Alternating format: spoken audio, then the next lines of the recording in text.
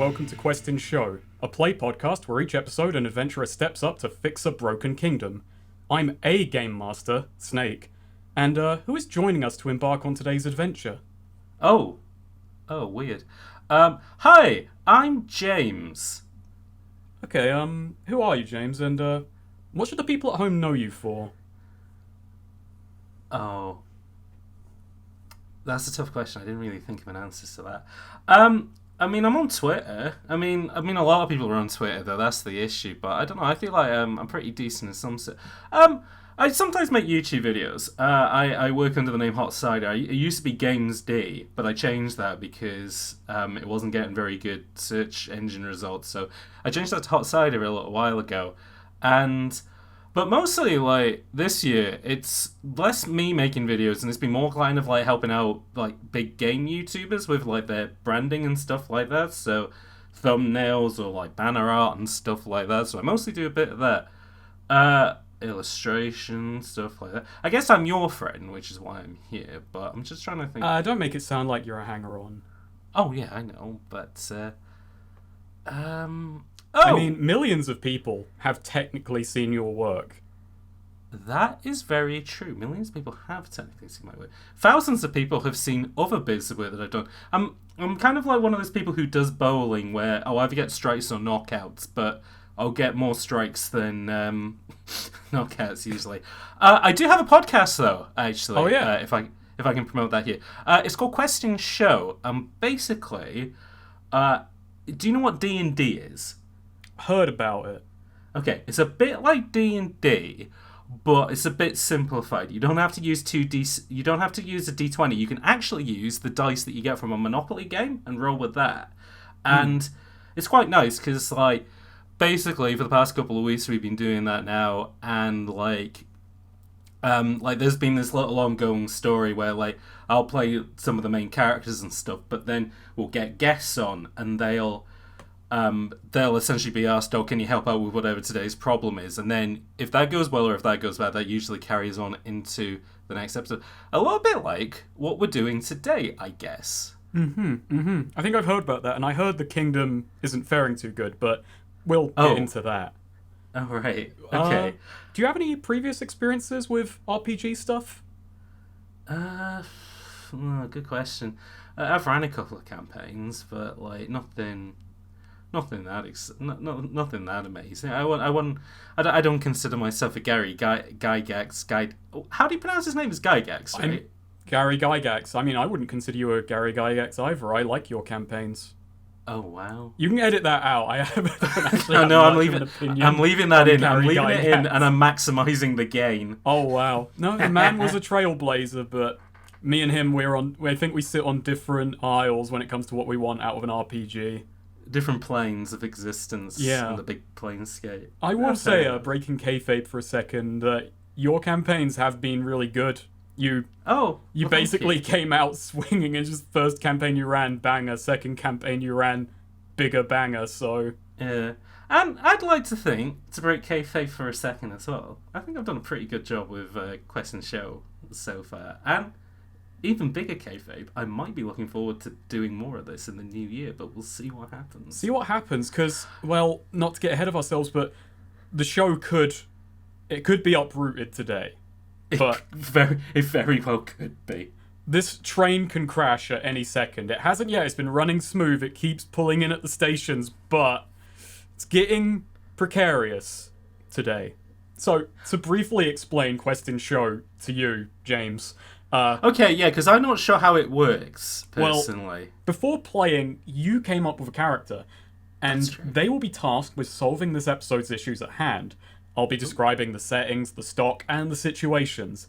And there are going to be times where you may want to take the advantage to avoid consequences, or maybe gain some bonus, perhaps swaying a crowd or swinging from a chandelier.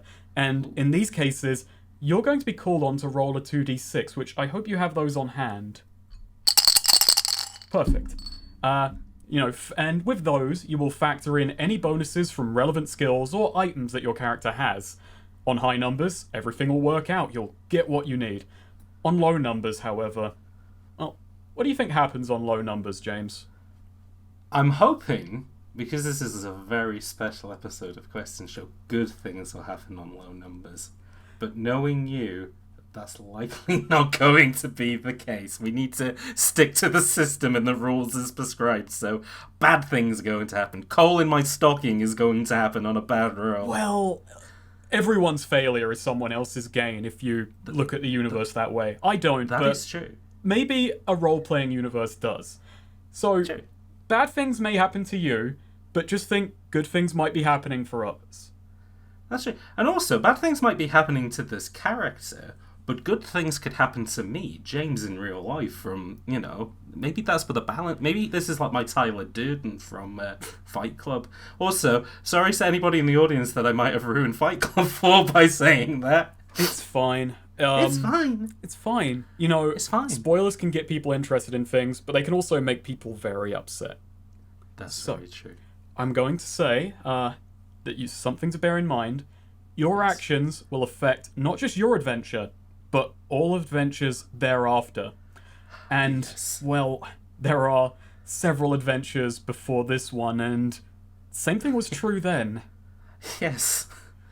So, All I hope is that everything that happened beforehand has painted my character in a really good light, and he'll be remembered as one of history's greatest victors. So he's either been painted with a fair brush or tarred forever, and Yes. could go one way or the other. But with that and everything else in mind, is there anything you would like to say before we begin this adventure proper? Yeah. I guess if I could break kayfabe again for a moment, I can't stop breaking kayfabe at the moment. Kayfabe's just out the window at this point. Forget about it. Kayfabe, get out of here. We don't need kayfabe in 2021. That's what I'm thinking.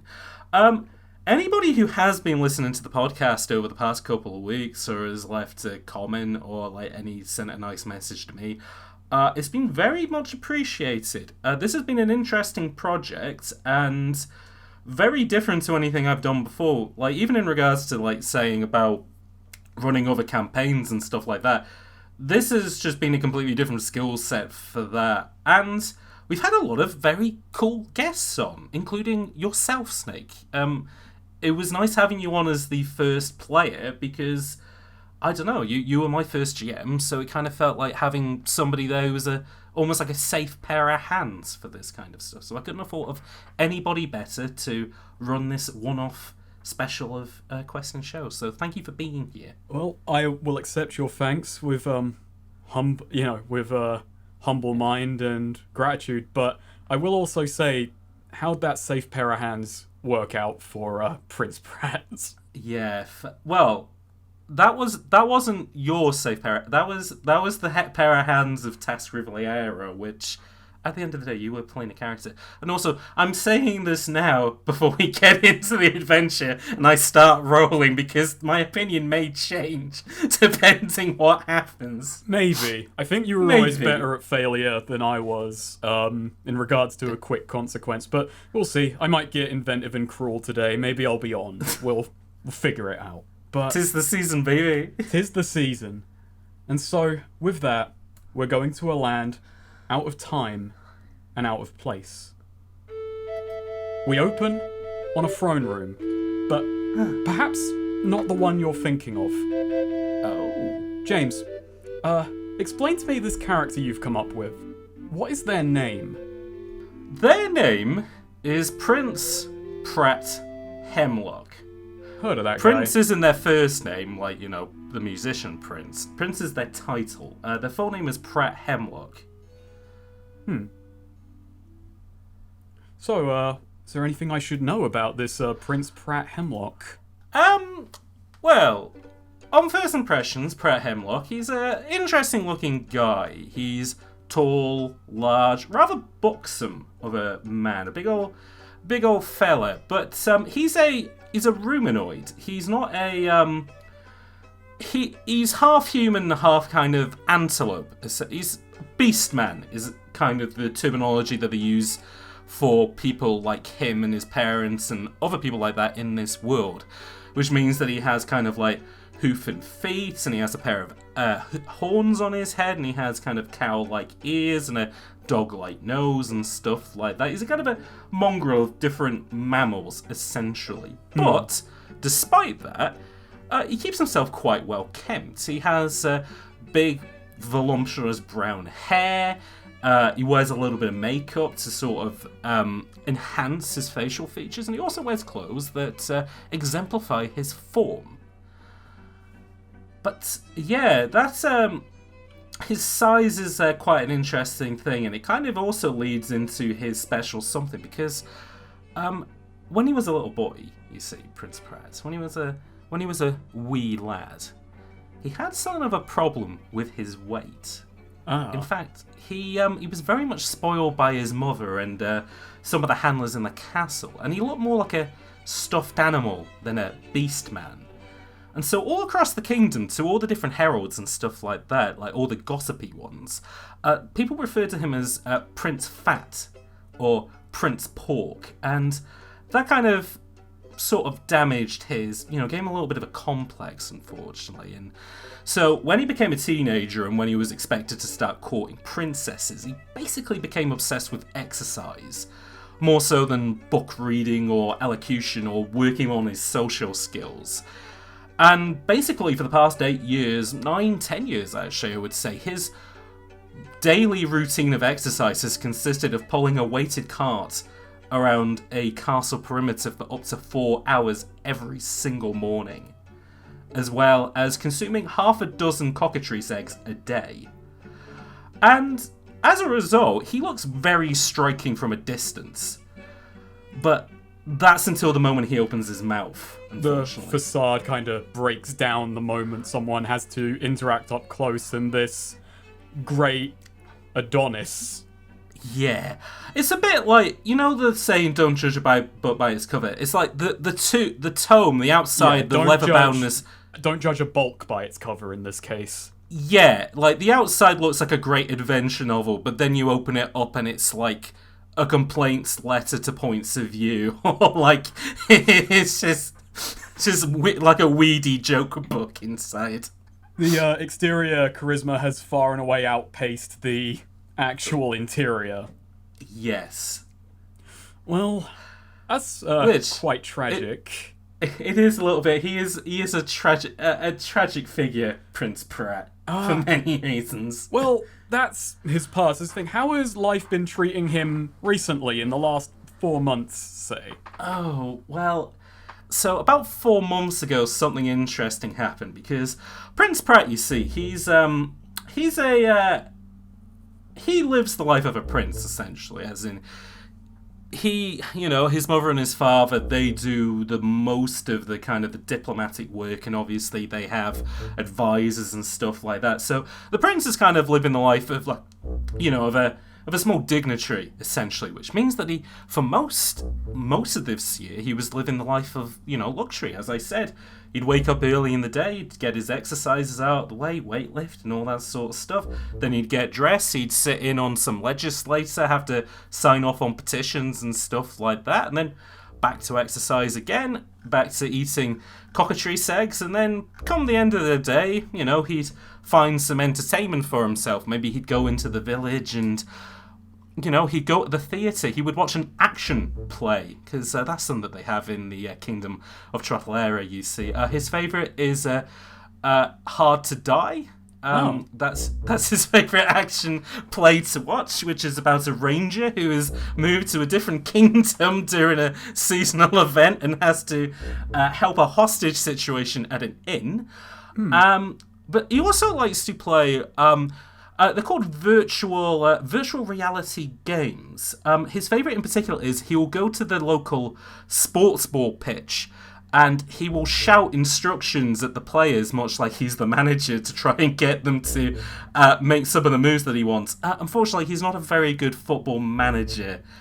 Sports ball manager in these situations.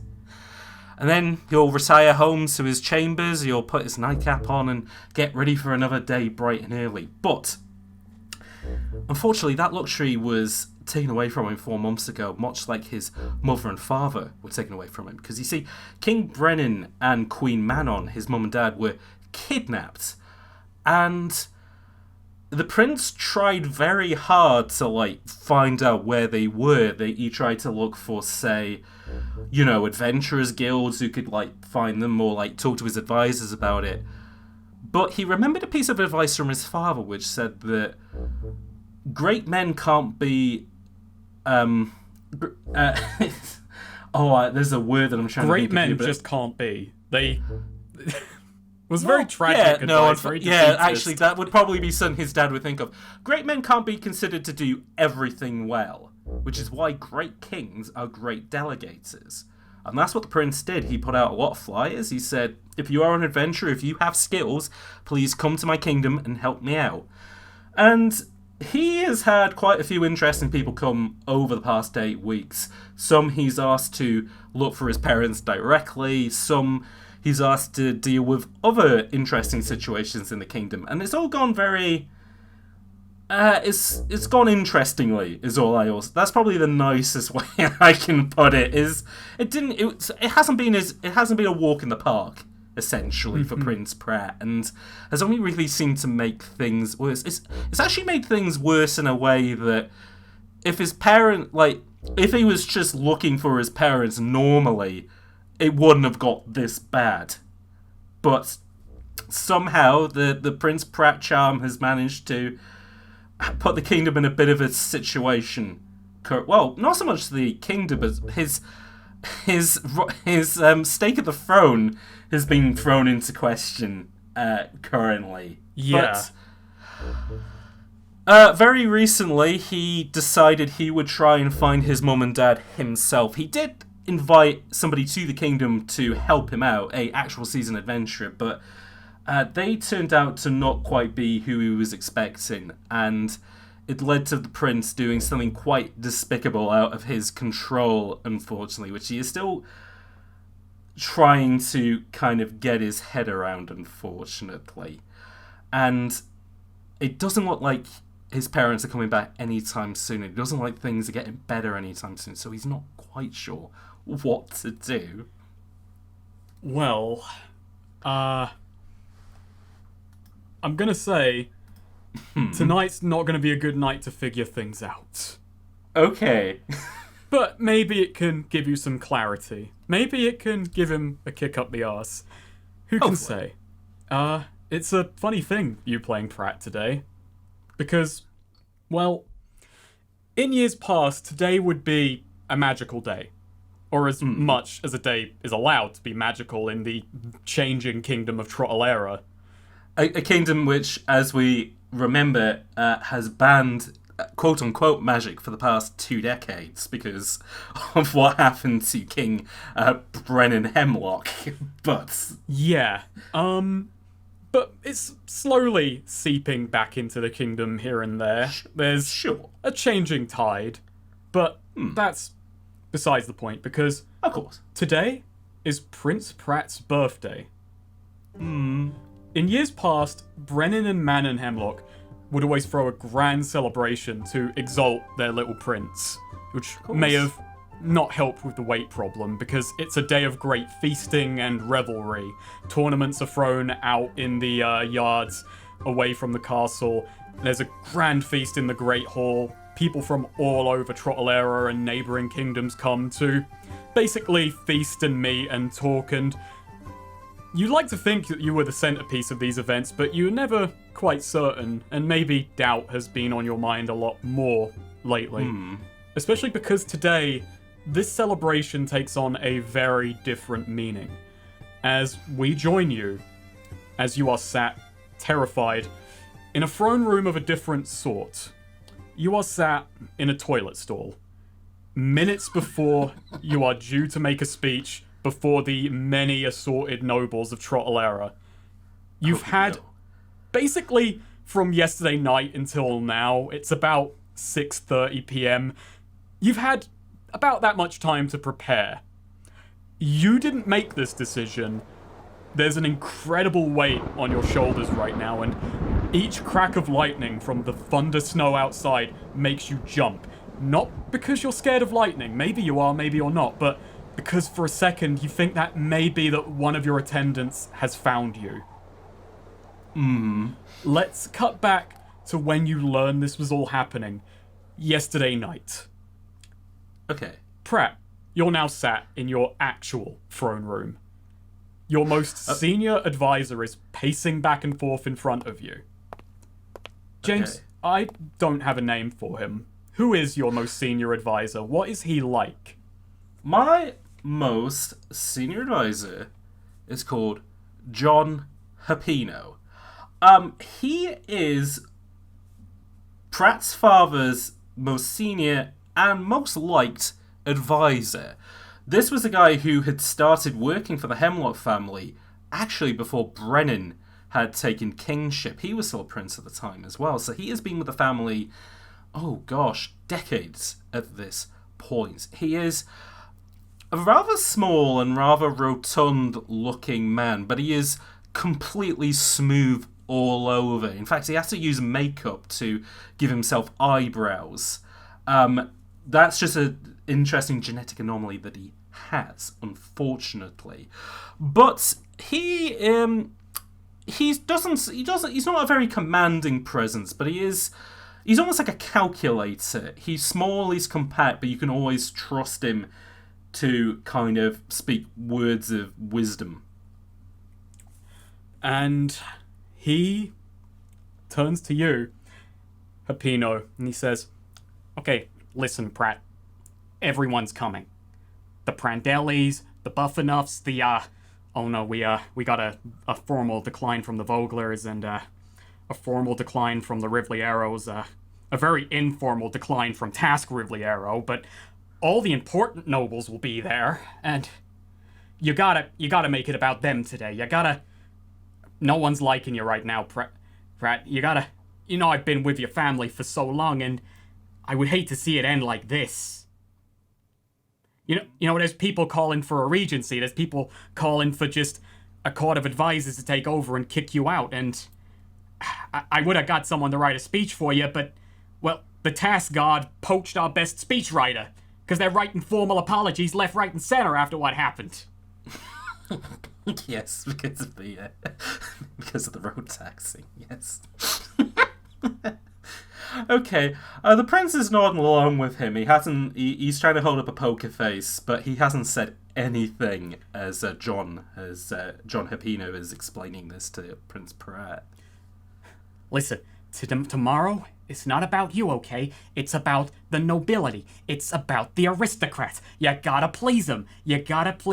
Because I am smelling revolt.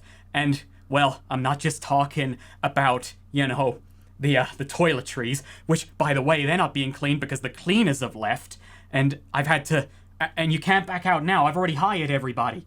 Most of the castle guard, they've also been poached by the task guard to fill up their men. The city guard, we can't call them in because they're being poached by the new Vogler security that's running in competition. Ever since Prenny and Basnell died, everyone's thinking, oh no, it's not safe anymore. We're running low on courtiers. The more that Hapino speaks, the more that Pratt sinks into this chair lower and lower. And all of the trolls quit after what happened on Pink Eyes Mountain. I don't even know what you thought was gonna come of that. Oh yeah, I go and slug the troll. How did you think the troll workers were gonna feel about that little epic feat right there? And now, all the dwarves are outside protesting because they want Bradley to be restored to the throne. Who is Bradley?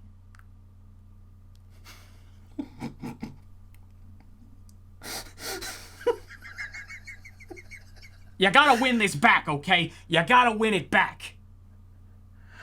Okay. Pratt doesn't say anything. He just very sheepishly nods. Tomorrow, you're gonna make a big speech. You're gonna extol the virtues of TehSnakerer. You're gonna prove that Brennan and Manon made someone worth being a ruler. You've been pulling a cart outside the castle for so many years now. How about you pull your weight?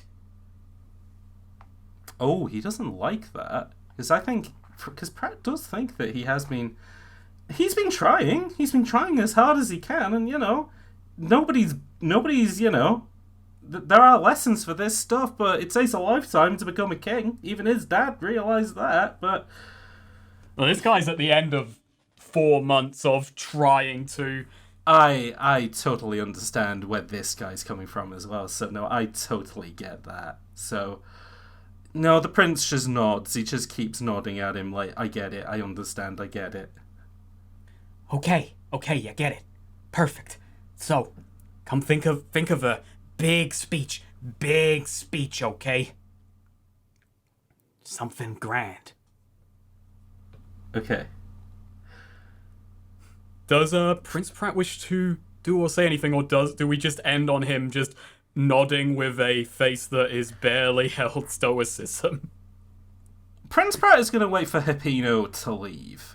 Okay, it takes a while. There is a very long, awkward pause as he is hoping that you will say something, anything, but then eventually he just shakes his head and just goes, we've been trying, okay? We've been trying, but we all want him back, okay? We all want Brennan and Manon back, but you let the kingdom go to waste while you just looked for them too hard. You could have done both. And with that, he turns and kind of shuffles out. I imagine this guy's got like a really long, like a bridal gown has like a really long trail on it. Yeah, this guy's trail is like meters long. Oh, this would be cool on a normal guy, but he just wears it, and he's he's 4 foot or so. Mm-hmm. The moment that he leaves, Pratt just starts crying his eyes out. Ooh. He is totally distraught at the situation. He is trying to pull himself together. He's trying to wipe those tears out of his eyes, but he is just totally distraught. But a few minutes later, when it feels like he's so dehydrated that he can't get anything else up, he puts a bit of breath in his chest and he starts to walk down the hall of the throne room. There are pictures on these walls of different Hemlocks, starting where he is of the most recent picture of Prince Pratt, and then we go to Brennan and his father and his father. And then he keeps walking until he gets the largest painting right where the doorway is of Uriel Hemlock. He looks up at him, snorts a little bit. Now, I will become Pratt once again. He looks at Uriel and he says, I don't know whether you're in that painting or not, or if you're like a ghost or whatever. I don't know how this stuff works, but if you're out there, great ancestor Uriel Hemlock, what should I do? Would you like to roll a 2d6? Absolutely. I don't think I can't really get anything on this, unfortunately. Oh, we never explained actually what. I apologise, but yeah, we didn't apologise. His expertise is special. His loadout.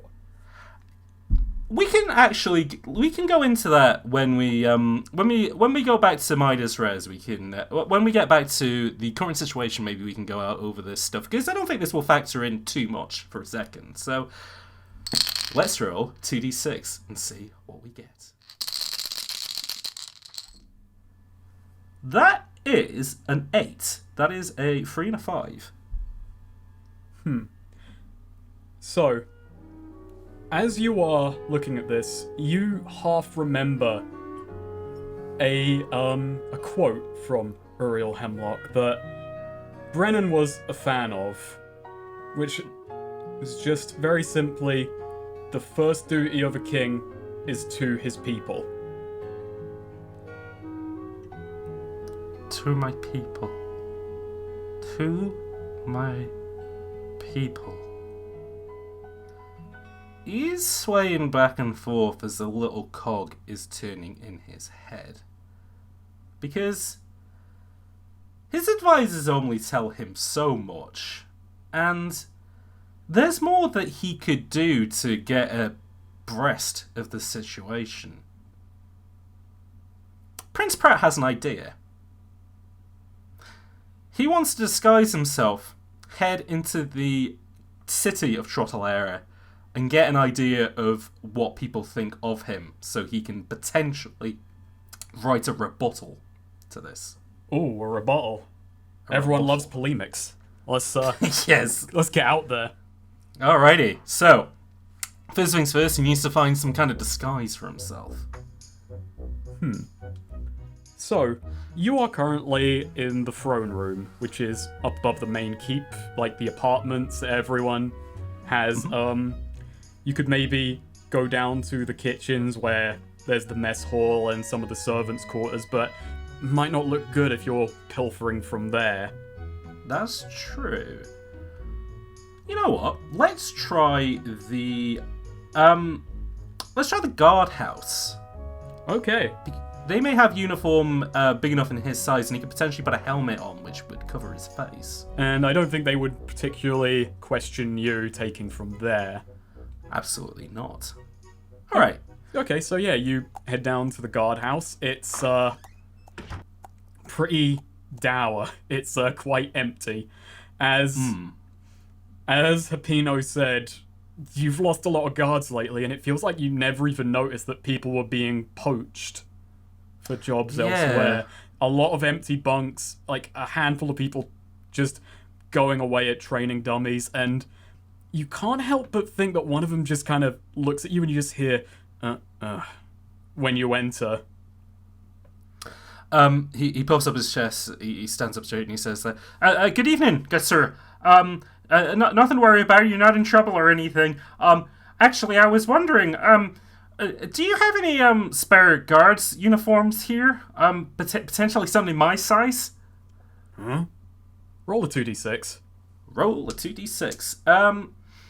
Do I get anything on this because I'm their boss, or is this is this delegation, or is this won't be delegation? No. But I will give it to you because you are the prince.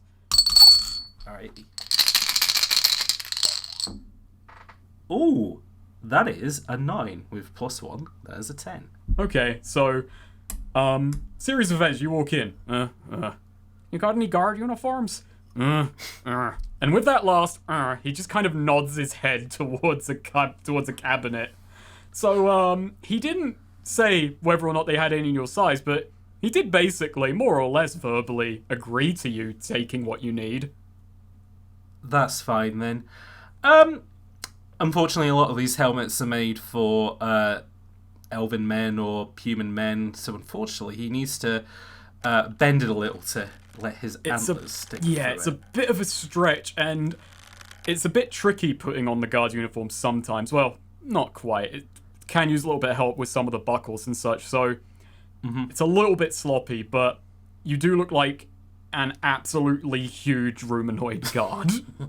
Yes. Which hopefully nobody will ask any questions about that. He looks at the guy and he goes, if you wanna finish for the night, that's fine. You can go from here, okay? He does kind of a thumbs up and just walks away. Yeah, the prince does feel that's very suspicious that nobody really seems to be here, but I mean, hey, his advisors, they're on top of this stuff, you know. That's fine. It's fine. You know, it's fine. The prince heads into the city of TehSnakerer, and he will go to wherever their busiest inn is. Okay, do you have a name for this inn? We will call it Hemlock's Hoof. Hemlock's Hoof. Because it is at the base of Castle Hemlock, and supposedly, back in earlier days, when the kings were more salt of the earth and men of the people, they would drink there in these great halls with their people. And it's bustling at the moment. Unlike inside the castle itself, which feels a little bit barren and there's a sort of tense atmosphere in the air, down here there's a lot of revelry. There are a lot of nobles about. You see a lot of heraldry from people who are outside of TehSnakerer city walls, the kingdoms. Some people from outside the kingdom. I'm not sure how acquainted with heraldry Prince Pratt is, but he probably knows enough to know, oh, that's an important family, that's an important person. It's a bit of a mixer because there are also scribes and people who are going to be writing this down in the papers, and there's all sorts. It turns out that this party has genuinely been snuck up on you because people have been told in advance, hey, this is happening. The birthday celebration is still going ahead, which I don't think Pratt had even probably thought about that this year. No, funnily enough, the thing with his parents kind of made him forget, which is a bit unfortunate for him, because if there's any year that he needs a birthday celebration, it would be this one. But, yeah. Pratt will try and incorporate himself into a big group then, and try and be friendly with them. Okay. So, you come across a noble, a few people supping on wine, just sat at one of the tables near a fireplace, as in the corner an entertainer is just telling stories, and like quite ribald ones at that, and people are laughing along with it. But these people seem to just be having bets. Interesting. Bets about you. Oh. The prince leans into somebody and says, what's that bet about Prince Pratt? What are they betting on? They're betting on whether he's going to run away crying rather than try to deliver a speech. It was always about his parents every other year. He just sat at a table. Maybe he'll actually notice the people in front of him this time and realize just how many eyes could ever be on him. Oh, I think he won't run. I think he'll be too scared to run. He's going to sit there. Yeah, his face kind of drops as this guy says that. What's your opinion on Prince Pratt? Well, he's entertaining. He's, everyone else loses out, but when you just watch him from a distance, it's interesting. Okay. Like, good interesting, or? I mean, depends if you're doing stand-up like that guy. He looks over the entertainer who, he's currently doing a very unflattering, so Prince Pratt, he walks like this. Sticking his chest kind of thing, but also hunched over. Yeah, the guy's like a balloon. He's all puffed up at the moment you talk to him. Deflates. Nothing but hot air. Oh. It's the only thing that's hot about him, really. Oh dear, the prince really wants to... Oh, Pratt really wants to cry again, but he's trying his best to hold it back as much as possible. He goes to any women at this table and there's a few ladies. They look quite well-to-do. This is a well-to-do table, so they're all... Oh, interesting. They're probably wearing their finest attire the night before. Yeah.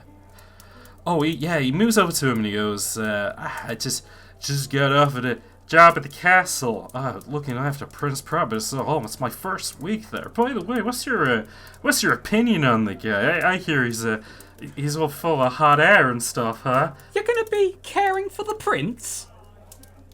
Hey, I mean, yeah, somebody's got to. Well, yeah, kiss your life goodbye. He kind of poses. Hey, what does that mean? I mean, you could have walked up to me and said, "Oh, I'm gonna be a babysitter," and you'd pretty much get the same response. He doesn't want to. He's trying his best not to break appearances. He's like, I don't know. That guy's. I mean, he's pretty big and strong. He looks like he can take care of himself. Doesn't seem like a baby to me. He take care of himself. He can't take care of anything. I bet his advisors arranged all of this.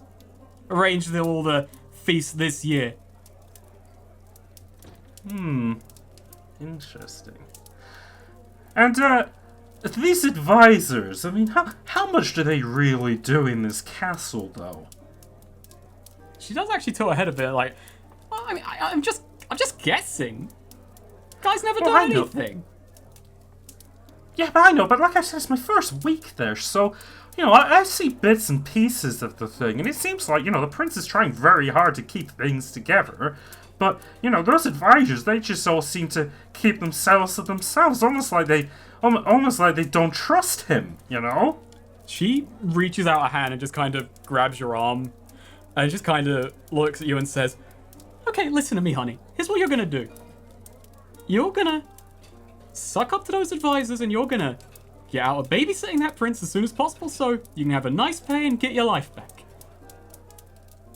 Ooh, interesting.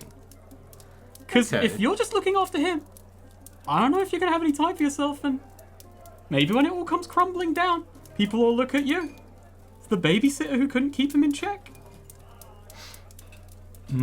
She is being very, very presumptive and quite condescending about this. Yeah, he pulls his arm out of her grip as she says that, and he moves a little bit away from her. And finally, he will go up to the he'll go up to the bartender, the person who owns the inn, the person who will probably knows most about the opinions of the prince and kind of the Hemlocked family, and kind of get an idea from him what the general feeling is of Pratt. Yeah, he's just kind of working a mug at the moment, just cleaning it with a rag, and he sees you. Are you getting anything, pal? Yeah. What have you got? It's my first time in Travel Error. What's your specials? Well, we got the house whiskey. We got special little thing we call Blue Blend, which is made out of some local mushrooms and. Oh. I'll have a whiskey and I'll have that. Okay, you wanna magic up the blue a little bit? Would that make it better? It'll make it stronger. Oh, sure, all right. Yeah, as he pours the whiskey and then he starts shaking up the blue, and he's kind of goes on to explain. Yeah, this used to be an old favorite in the kingdom, but then we banned magic and people still ordered it, but without the little bit of magic just to give it that bit more of a kick. Then, you know. Oh, he's been doing this. He's been going against prohibition. That's interesting. The guy. He hasn't quite been going against prohibition. It's with the recent reintroduction of magic, he has started magicking these up again as a sort of thing. Back in the old day, back in my dad's day, all the drinkers loved this. It's just got a little touch of magic in it that just it makes you float a little bit, so people wouldn't fall over and kill themselves going home after a night. Makes it just a little bit lighter. Pratt snort giggles at that. But he kind of uses that as the opportunity to go, apparently that Prince Pratt guy, he was the guy who loosened the restrictions of magic, didn't he? Oh, yeah. No, everyone in here's, being a bit rude to the guy, but as far as I see it, he's made people drink a lot more in the last few months, so I like him. Is he making them drink for good reasons, though, or to get over him being Prince? He shrugs. It's all good to me. Listen, people come in and out of this place, and if I'm going to be working with the guy, I'd like to have something to talk to him about. It sounds like he's doing a pretty bad job of being a prince and all. Let's say, hypothetically, you were in charge of the kingdom. Even better, let's say that you were Prince Pratt. What would you have him do to, win the people back? Well, if I were you, I'd stop looking so damn hard for those parents and actually focus on fixing things up for yourself first. He's rumbled you. Pratt leans in and he goes, look, those lushes over there haven't figured out who I am yet, okay? What do you... can you just keep me a secret for now? Yeah, of course I will. Okay. Yeah, don't worry. Sorry about that. Let's do that again. No. Yeah, of course I will. Alright. So, you think I need to stop being such a... I need to start focusing on the kingdom and less on my mom and dad then, yeah? Well, yeah, look for him, but you gotta make sure everyone else is okay first, You can't just focus all on them. Essentially, for the last 4 months, we've been rudderless. every other kingdom's laughing at us. I get travelers coming through here who just think, oh yeah, because Pratt's in charge. You know, we can do whatever we want. No one's paying any attention. Well, I say that, actually. Lot of less people coming through because, you know, no one wants to pay to get in. No, yeah, because of the whole tolling booth stuff. Yeah, that was a bad idea. But hey, it means the people who do come in, they have coin. I know about that, so swings and roundabouts. Maybe shouldn't have given it to that fucking prick task, but, you know, it is what it is. You kind of think so then, and he goes, well, I mean, what have the other kingdoms got going for them? I mean, what, trial errors? You know, we got jobs, we got resources, you know, things look pretty nice here. I mean, how much better can we make things? I mean, what do people want? Well, depends on who you ask, doesn't it? I'm a bartender. When people come to me, I know what they want. They want booze. You're a prince, you got maybe a few more things than that. Have you ever thought of maybe calling someone into your throne room, not to ask them to look for your mom and dad, but find out what they want? No, you know, I didn't really think of that. What's your name, barkeep? My name? Yeah. My name is Johnny. Okay, Johnny. Biggs. Okay, Johnny Biggs. How would you like to help me write a speech to the people of TehSnakerer? I'm kind of busy. And besides, shouldn't you, you know, do that yourself? No, yeah, I guess that's a good point. Well, you know what? You've given me inspiration, Johnny, and yeah, I'm gonna prove to the people of TehSnakerer that I'm not some, looking at the entity as some hot air balloon. I'm a prince, damn it. I'm a Hemlocked. I can steer this ship. I can fix this thing up, no problem. All right, I'm looking forward to hearing about it. Great. Now where's my drinks? Oh yeah, and he just kind of reaches below the bar and just puts them on the table. The prince knocks both of them back. When you knock back the blue, yeah, it's not a figurative you feel lighter. It is a literal, and because this is the first time you've had this drink, presumably, even if you've had it before, this is the first time you've had it magicked up. You genuinely feel resistance moving your body downwards. It's harder to take a step a little bit. Okay. He feels weird. Also, the whiskey hasn't helped either, because he doesn't drink alcohol. No, this is all at once. Doesn't matter how big you are when that's going right to your head. Oh, yes. Pratt is going to try and escape this situation. Oh, I should actually have warned you something about the blue. Yeah, it makes you feel lighter, but it's a drink that... How do I put this? It makes you drunk from the bottom up, so... What does that mean? You'll know it when you've drank enough of it. Oh, God. Oh, no. Right. It's like a zombie. Oh, ooh, interesting. Tasty. Pratt will try and escape the inn, then. Without making too much of a fool of himself. Okay, yeah, roll a, CD6. Yeah. If you want, I will let you add a +1 for your great strength. However, if you fail, the consequences will be far worse. So a safer 2d6 or a worse +1. Let's go for the worst +1. Okay. That's a 4, so a 5. So, you start trying to force your body forwards, just fighting against the feeling that something is pulling you upwards. It's like the sky would be sucking you in. And you, without thinking, you look down, you force your leg down, and you boom a table out of the way. People were sat at it playing cards. That table is launched, and it's not just one, it's a domino effect. It crashes into another table. People are spiraling out. In one motion of trying to force your leg down, you've dented the floor and sent 2 tables flying. You just hear from behind you as Johnny Biggs laughs his head off.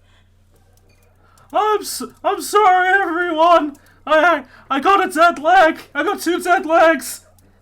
Everyone's looking at you. The comedian in the table goes, "We got a right Pratt over there." Ooh. Was that is it- ironic or not? Oh, I wonder. Yeah.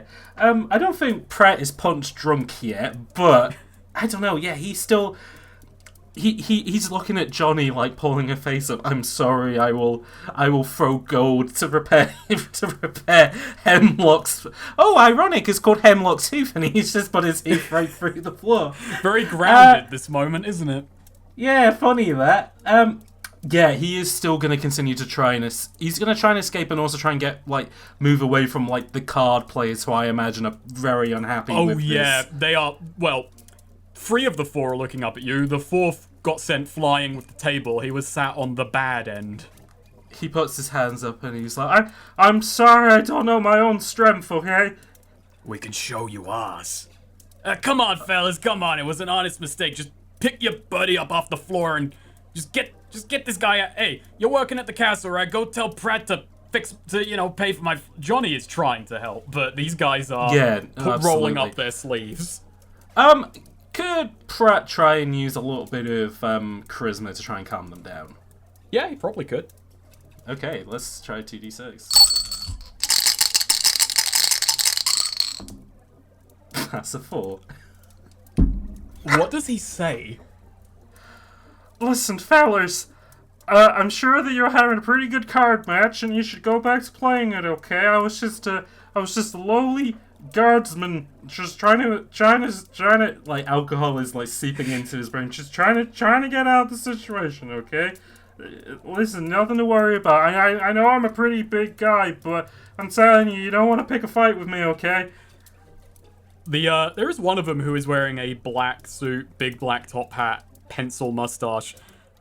He looks and he goes, seems that day has lent you a bad hand, hasn't it? But what's a guardsman doing coming in here and getting drunk? Maybe we shouldn't beat you. Oh, well, maybe we shouldn't just beat you. Maybe we should drag you back to the guardhouse.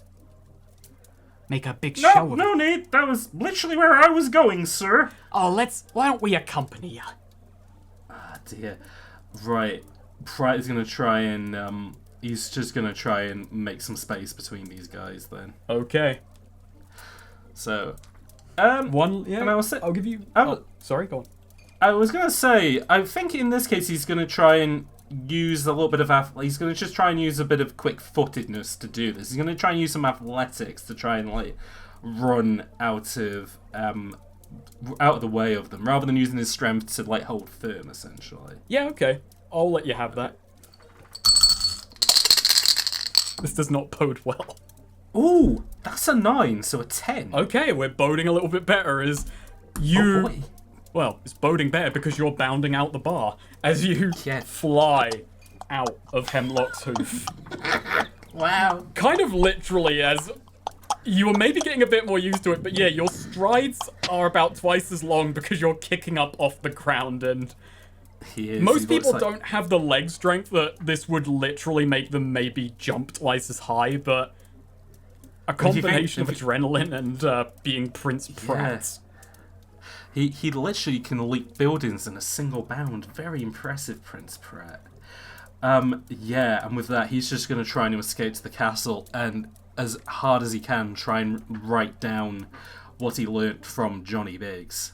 Okay. So, shall we cut ahead to him terrified in the other front? And a good reason for why he's in the bathroom. Well, this is the next day. This is... he's still feeling the effects of alcohol. Alright, wow. Oh, that's bad. He should not drink, this guy. No, Pratt does not drink. That's the thing. Okay. He's a bit of a lightweight. Well, I'm terrified now because now we actually hit the planned content. Oh, wow. Oh, wow. Which, by the way, let's get into... Pratt has a look at himself in the mirror and he fixes himself up and he kind of does a little bit of breathing. And this is a good point to go over Pratt's expertise, special, and loadout, I think. Which we've kind of already poked on anyways. Yeah. So, Pratt's expertise is The first being athletics, which ironically nobody has chosen athletics as a skill so far in Quest and Show. To get into as someone who played a boring character, and boring as in I didn't pick magic, I picked delegation, I looked at things like athletics and great strength and thought, this is going to be a one-shot system, it's going to be very jokey, gimmicky characters, and I thought going that straightforward wasn't for me, especially for a first episode. No, I think that's fair enough. Do you know what's funny though? Almost everyone went for deception though. It's just a very useful skill in RPGs because, good or bad, you're going to want to get your way sometimes, and deception is very, very useful. Granted, actually, that logic sucks because so is great strength, regardless of moral alignment. And that's why I put great strength on the thing. So athletics. So essentially, through weight training and gymnastics, Pratt will often use his body as the first port of call to solve problems. But he's also got some investigation skills, because unfortunately he's not very bright. But this is something that he picked up from his more intelligent mother. And so, while he doesn't know a lot, he does know how to make the most of what he does. And that's, say, noticing something strange in the environment, or figuring out how A led to B. But, as we're all probably aware from 8 weeks of Quest and Show, delegation is also one of his skills. And like I said, this was something he learned from his father, which is a good leader can't be expected to do everything well. So a great king knows when to find the best person for the job. So, almost a little bit like commanding, I would imagine this would probably work. So, like, if he needs to find the right person for the job, or he just needs to ask somebody to do something for him, that would be where that comes in. But his special something is great strength, which isn't just for him. That's a Hemlocked trait. That is, his father has got it, his father before then, and Uriel, all the way going back to Uriel Hemlock. And unfortunately for Pratt, it's not the be-all and end-all, because sometimes bad luck or his own bad intuition doesn't let him use his great strength to its fullest extent, but when it does work, it does. He can achieve pretty great things. Recent things have included punching a troll to death, flipping over a warthog, and attempting as hard as he can to hold this kingdom together. So, unfortunately, maybe that last one would require a bit more of a soft touch. Yes, he's been a bit heavy-handed with that. Finally, his loadout, and this is I think this is more what he's wearing for today, which is body armor, because very recently, a couple of weeks ago, 2 bandits did try to break into the castle perimeter and nearly assassinated him while he was sleeping, but fortunately they were stopped by a guy from Dekio called Vasilius Dexis. And then obviously there's, this would be a good opportunity to maybe have an assassination attempt on the prince, so you can never be too careful, essentially. Right. But he is a bag of nerves at the moment, which is why he has got his favourite snack in his pockets. Roast beef jerky. Hard enough to double as more body armor. Potentially, he could use that to maybe heal himself. Or, it's quite greasy and crispy, so he might be able to use it as, some kind of trap, or he might be able to use that to feed somebody. Maybe. Will's his oyster, essentially. But he looks in the mirror, he splashes some water in his face, and he looks over the crumbly notes that he wrote yesterday night in a drunken stupor that he got from Johnny Biggs. But essentially, he knows what he needs to do. He needs to go out there and he needs to appeal to the people of TehSnakerer. Okay, so, Pratt, you leave the toilets. Right. You're out in the public hallway that's before the Great Hall, and right now it's just filled with chattering aristocrats who barely seem to turn to gaze at you. Sure. You see a strange sight, however. At the opposite end of the hall, you see a group of guardsmen.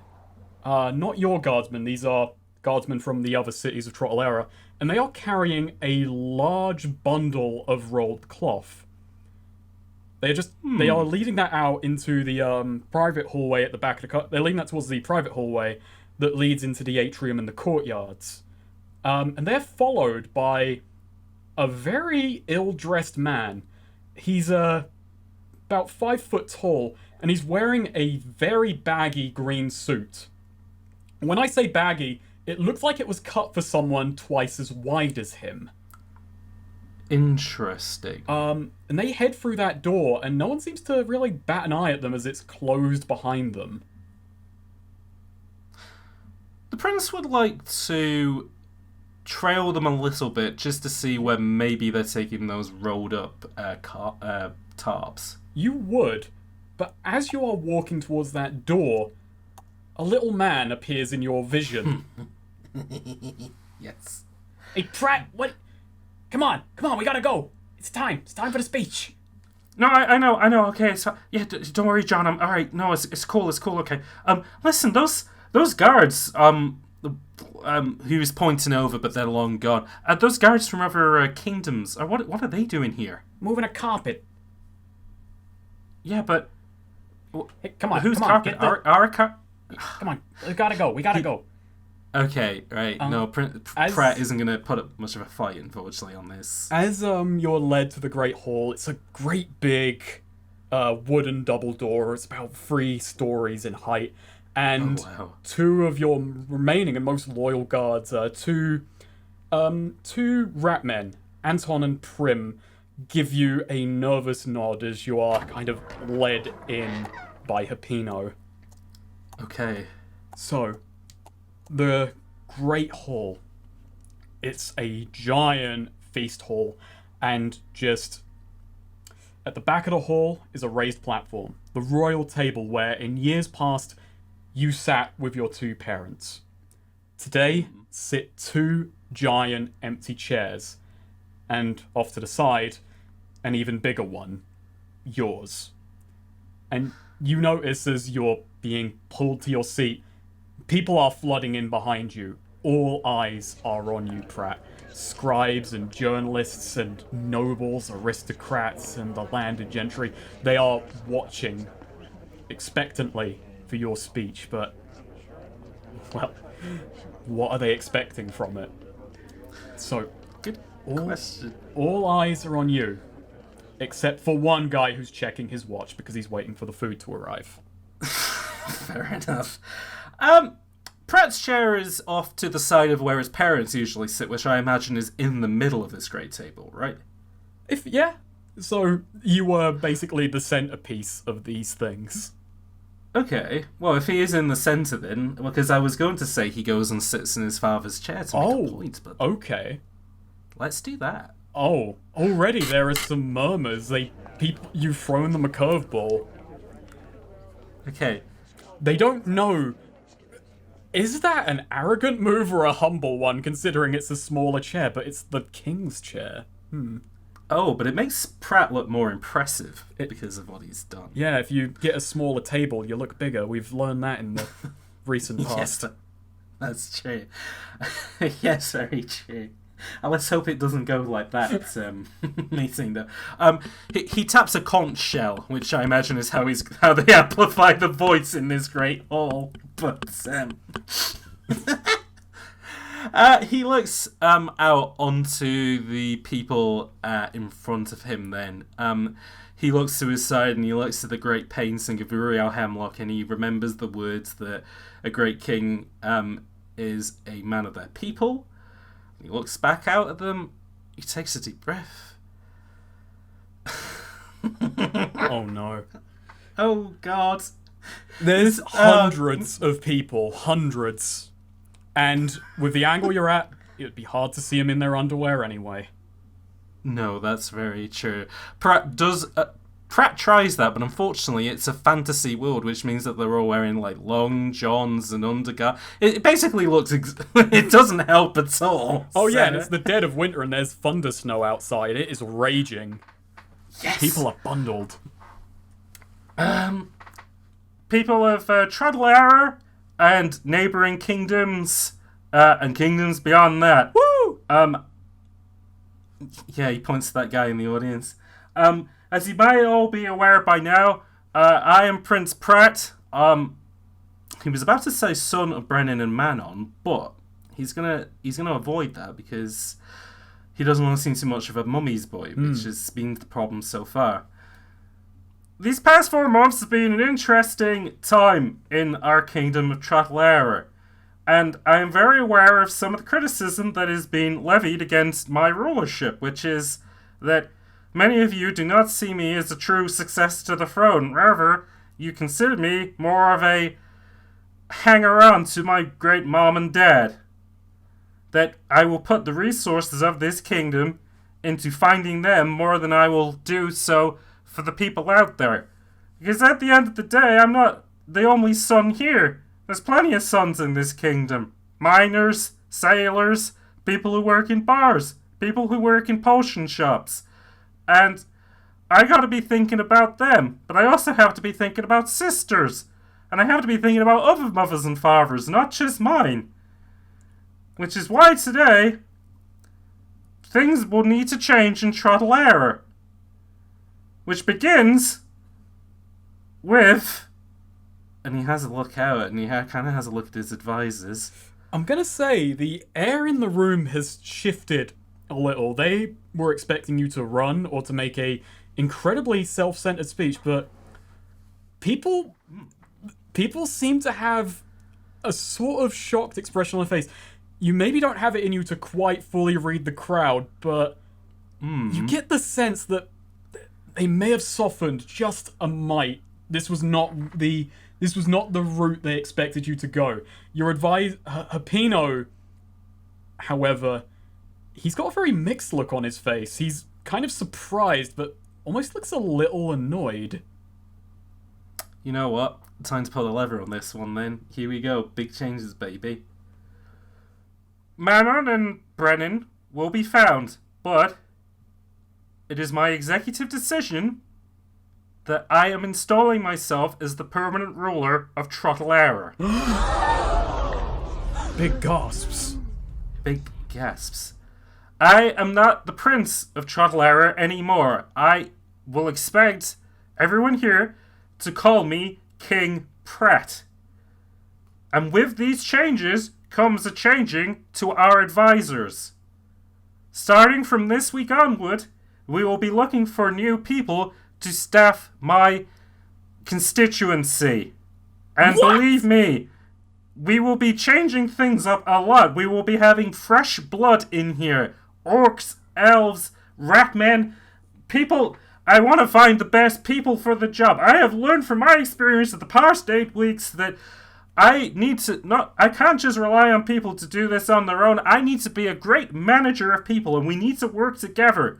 Because that is how we are the king. Because as we all know, King Uriel believed that TehSnakerer should be a place for every person of every species, that we could all work together, and through diversity we could overcome. And so, from today onward, this is a new generation for TehSnakerer. One where every man, woman, and child will be kings, queens, and princes themselves. But obviously I will still be the ruler, but I just mean in regards to, like, you know, quality of life and stuff. If you look back at Hapino, that annoyance has turned to barely concealed fury as he turns and storms off. There is a big gulf between you and the crowd. Roll 2d6. Give it a +2, because that was a very good speech. Thank you. Ooh, that's an 8, so a 10. Okay, yeah. It starts with one clap, and it spreads. And the scribes are furiously writing things down. I don't know if cameras exist, but there are people at the very least drawing this moment. Yeah. They came for a feast. They didn't expect a coronation. Wow. Yeah, your advisors are all just kind of like looking amongst each other, like, wait, do I still have my job? Am I still working here? Hapino has stormed off, and it's not a unanimous clap, but the crowd is very much turned against you. You do see, you see a few faces you recognize, actually, as they pull out bags of coin and hand them across the table to someone else. Oh. I think a few bets were just ruined. He lays back in his chair, then he kind of like leaves a big sigh of relief, and he's like, I was worried that something bad was going to happen. He gets up from his chair and slaps his hands together. And with that out of the way, everybody, get fat, eat stuff, okay?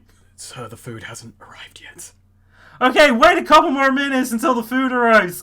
Chat amongst each other, okay? Okay, so you sit back down. You are quickly brought wine.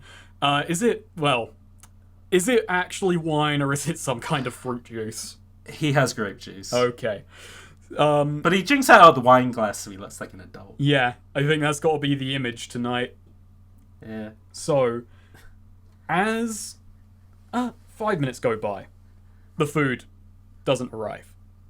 10 minutes go by, the food doesn't arrive. Hapino doesn't return, and you notice that there's one less bottle of wine on your table than there was when you had first arrived here. Pratt will. He kind of looks at the crowd, who I imagine they're starting to turn a little bit, and he goes, I guess my kingly duties start now, huh? As he goes over and he's going to have a chat with whoever's in charge of the catering. Well, it's funny you say that, because they are nowhere to be found, but a nervous-looking kitchen attendant runs up to you. Kitchen attendant, what's up? Sir, you're needed down in the bakery. It's rather urgent. The bakery? Okay. He looks back at the crowd of people. Birds, play popular music of the time. I'll be back in a second, alright?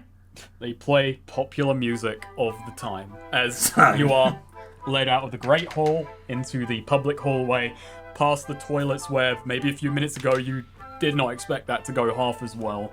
And you're taken down a stairwell, and the kind of royal, the red carpets and the very finely decorated walls of their wallpaper give way to kind of stone and cobble stairs as you are led down into the kitchen and bakery. Before he heads in, he does say, so what's the problem then? It's quite complicated, but it's getting in the way of us actually getting the food out to people. We're a little bit stuck right now. Alright.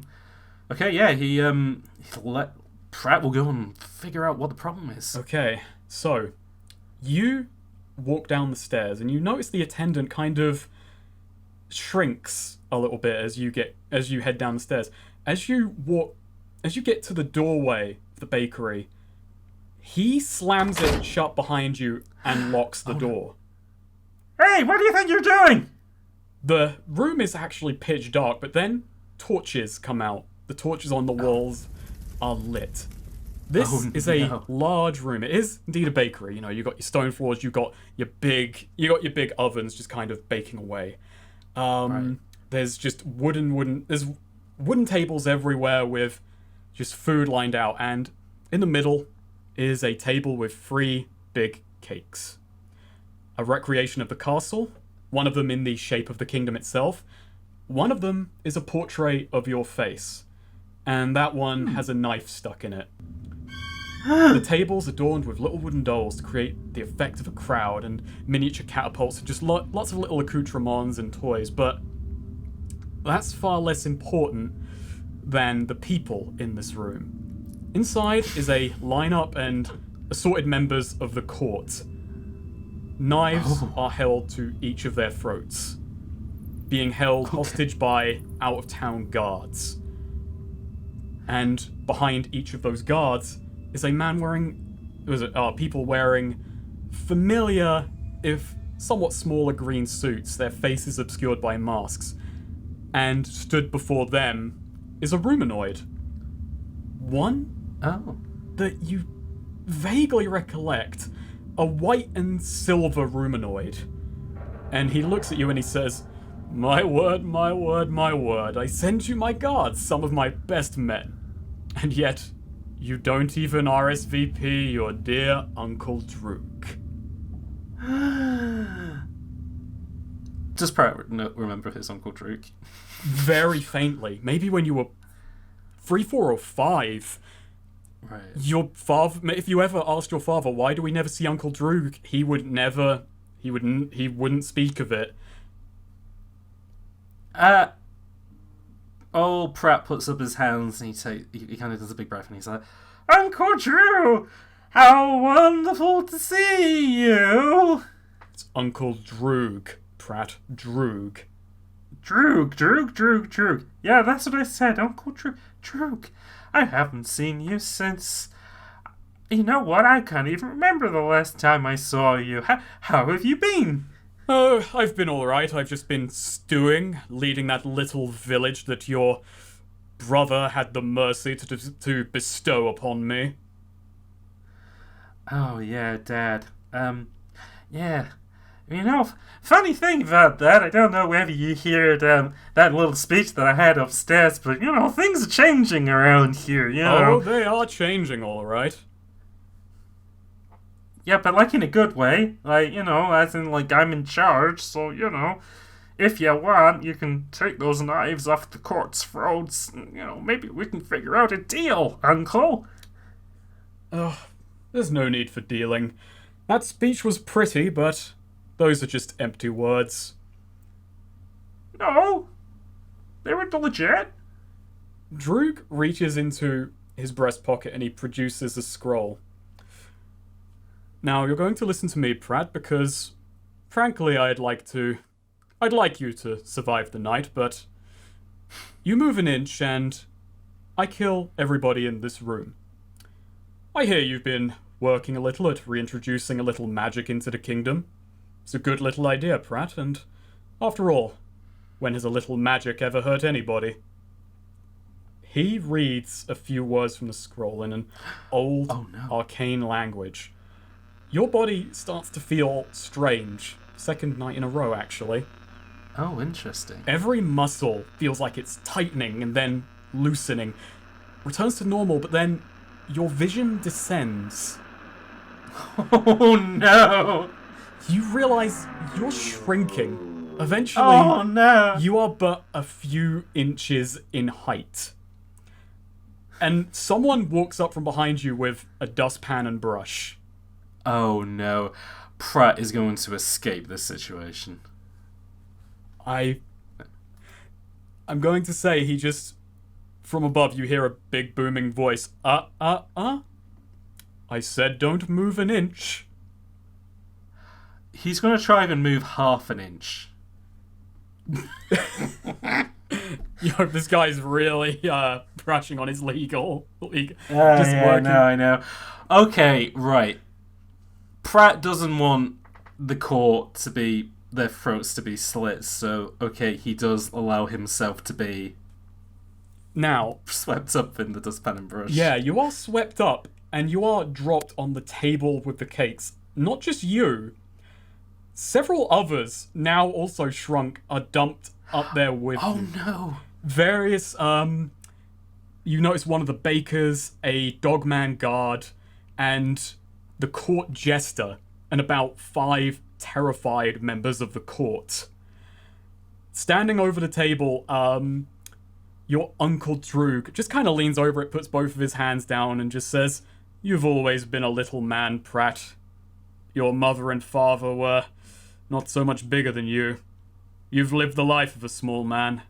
Now you will die that way."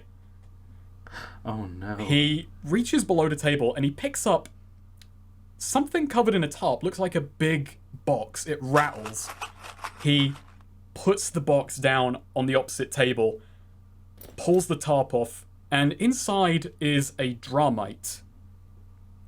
Ooh, what is a dramite? A dramite usually is a pest. It's essentially a dragon that's about the size of, say, a quail. Somewhere between a quail and a chicken.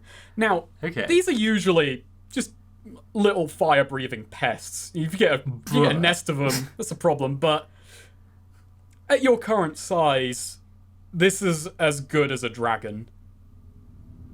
Oh, God. He opens it and says, "Right, chop chop. We've got a lot of work to do today. We're coronating a new king, don't you know?" Oh, no. Now, the various guards, the men in green, they all head up the stairs. You are left on this table, and that dramite on the opposite table looks across at you and your little entourage and hisses, blows a little bit of fire, and takes to the sky.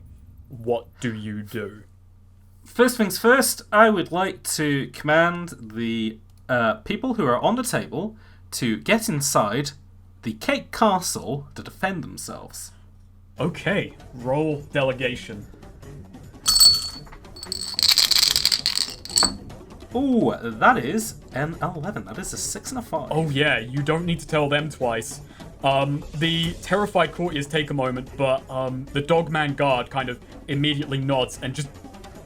Well, I don't want to use the term, but he barks at them to fucking run. Okay. Come on, run, go, go! He's shoving them, and they come to their senses and they're running. The elf baker, a female elf baker, and the court jester got a cigarette in his mouth. She says, yeah, I don't want to be lit up by that. And yeah, he runs. Right. They go inside, and yeah, it does have a little workable drawbridge, which that's is cute. very ostentatious on this. Okay. You have to dart through. They are darting through the crowd, and that Dramite is swooping. They are quick enough. What about you? That is a good point. In that case, I would like to get out of the way with a little bit of athletics, if I could. Yeah. Alright. Ooh, 7. Oh, 8, I guess, with athletics. Okay, yeah, so you dive out of the way. It swoops past and lets loose a great flame. You dart out the way perfectly. The Nice. flame streaks up the cake castle and it melts a section of it, which is now collapsing towards you. One of the battlements. Ooh, I would like to try and get out of the way of that. Get out the way. Oh, actually, no, I'm going to try and use my great strength to try and push it out of the way. Okay, pretty sick. Oh, that's a 5. You look up at it, you think, I can move or I can stay. And you decide, yeah, I'm going to stay. And it... Classes. What is left as it lands on you is a little cake statuette of you standing, looking proud, but now covered in cake. And That's funny. quite heavy and hard to move. Oh, dang it. You mentioned that there were like little mini trebuchets and stuff on this. Little castles, yeah. Little castles. Little catapults, yeah. Little trebuchets could be here Are as well. they, do they work? They work, but right now they've only got like little toy things in them. The idea was going to be that they would fire these projectiles at the castle and they would just roll off to perhaps say something about the indestructibility of TehSnakerer or something pretentious like that. That's funny. He will try and use the cake that is on his body and maybe try and get a spoonful of another bit of cake to fill the trebuchet with the idea that he wants to hit the dragon with it. Okay, that's fun, yeah. Go for it. Okay. Ooh, that is a 9. 4 and a 5. Okay, so you run over there and you're loading this, and you've never been taught how siege weapons work. You've only really seen it from a distance. This thing is way more complicated than you had ever imagined. And you're loading it up and you're like, how does this work? How does this work? But then another set of hands comes in to help you. The dogman guard. It's like, no, this is how it works. As he, starts loading cake into this trebuchet, which is a sentence I never thought I would say, but Welcome to Question Show. Here we are on this day. And this dogman got his heart in the right place, but he's a little bit clumsy. He loads it, you pull it, and it does hit. His leg, however, was snagged in one of the pulleys as he is launched with the cake. Oh no. Would I be quick enough to try and, tackle him out of the sky so he doesn't go too far? You can try. I can certainly try. I'll use a little bit of athletics for that, I think. Any medieval siege experts, don't correct me on how trebuchets work. I got it wrong. That's a 7, which I guess is an 8 with athletics. I'll give you an option on this. Okay. either you can be a moment too slow and he is going to be hit as the Dramite, just hit by cake in its face, just spirals to the ground, or you can grab him and shield him from the hit. I'll grab and shield. You're going to grab and shield. Yeah. Yep, okay. So, take bruised as you are, as this, not intentionally, this Dramite collides with you. It spikes you, not into the ground, but into the cake. You're embedded. And you're embedded pretty badly. But, luckily, the Dogman Guard is perfectly fine. Phew. And he just How is the Dramite doing? It crashes into the ground and it's trying to get this cake off of its face. You landed a perfect, very confusing headshot, but you're embedded in this cake. How are you going to capitalize on its blindness? Good question. I'm going to shout at it to try and get it to fly into the cake, hopefully trapping it there. Okay, this is a risky maneuver, but yeah. And you do hear the people cowering inside the cake. Oh, am I stuck in the cake? Yeah, you're stuck in the castle cake. First things then, I tell them to try and get out of the cake. Okay, let's first roll delegation. Ooh, that is a 6, which is a 7 plus 1. Okay, yeah, so the drawbridge starts descending again. This partially destroyed drawbridge cake, yeah. The Dramite has got a lot of the gunk off of its face. Cool. If there's any time to act, it's now. The Dogman kind of falls out of your arms and, like, back onto the ground. I swing my arms back and forth and say, "Hey, you big useless drug guy, over here! I'm the guy you want." Okay, roll 2d6. Is there anything you think you can factor into that? If I can take the brunt of his attack, I would say maybe great strength. If you're gonna remain there and be the target, then that would be a good way to resist it. I think that's what he's gonna try and do. So, everybody at home, fingers crossed for this one. That is an 8. Okay, so, I know what happens. He flies right at you, and yeah, he crashes into the cake, and he is stuck. However, you're now just embedded more deeply in with him. He can't quite maneuver his mouth to bite at you, but sure. The creature is getting purchased, and you are just further in this cake, which is kind of melting whenever he lets loose a bit of fire. So, okay, tide is turning. I want to try and use that as an opportunity to burrow out of one side of the cake, then, and hope that the cake collapses on him.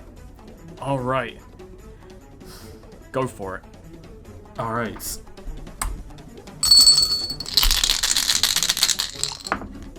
Ooh, that's an 11. That's a 5 and a 6. Yeah, you turn and you scrape and you punch and you kick and you fall out the other side of this cake while its consistency just gives way and yeah, it topples on him.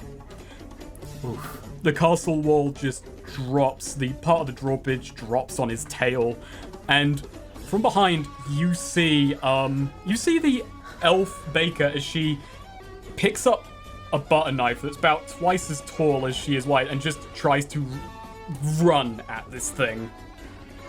Ooh. I'd like to try and help her out then. Alright. I'd like to put all my big strength into this. That's a 6, so I guess a 7 with a plus 1. Okay, but what were you doing, putting all your strength into? Oh, I was, she was running along with the knife. I was going to grab the knife with her and kind of, like, pick up along with her, I guess.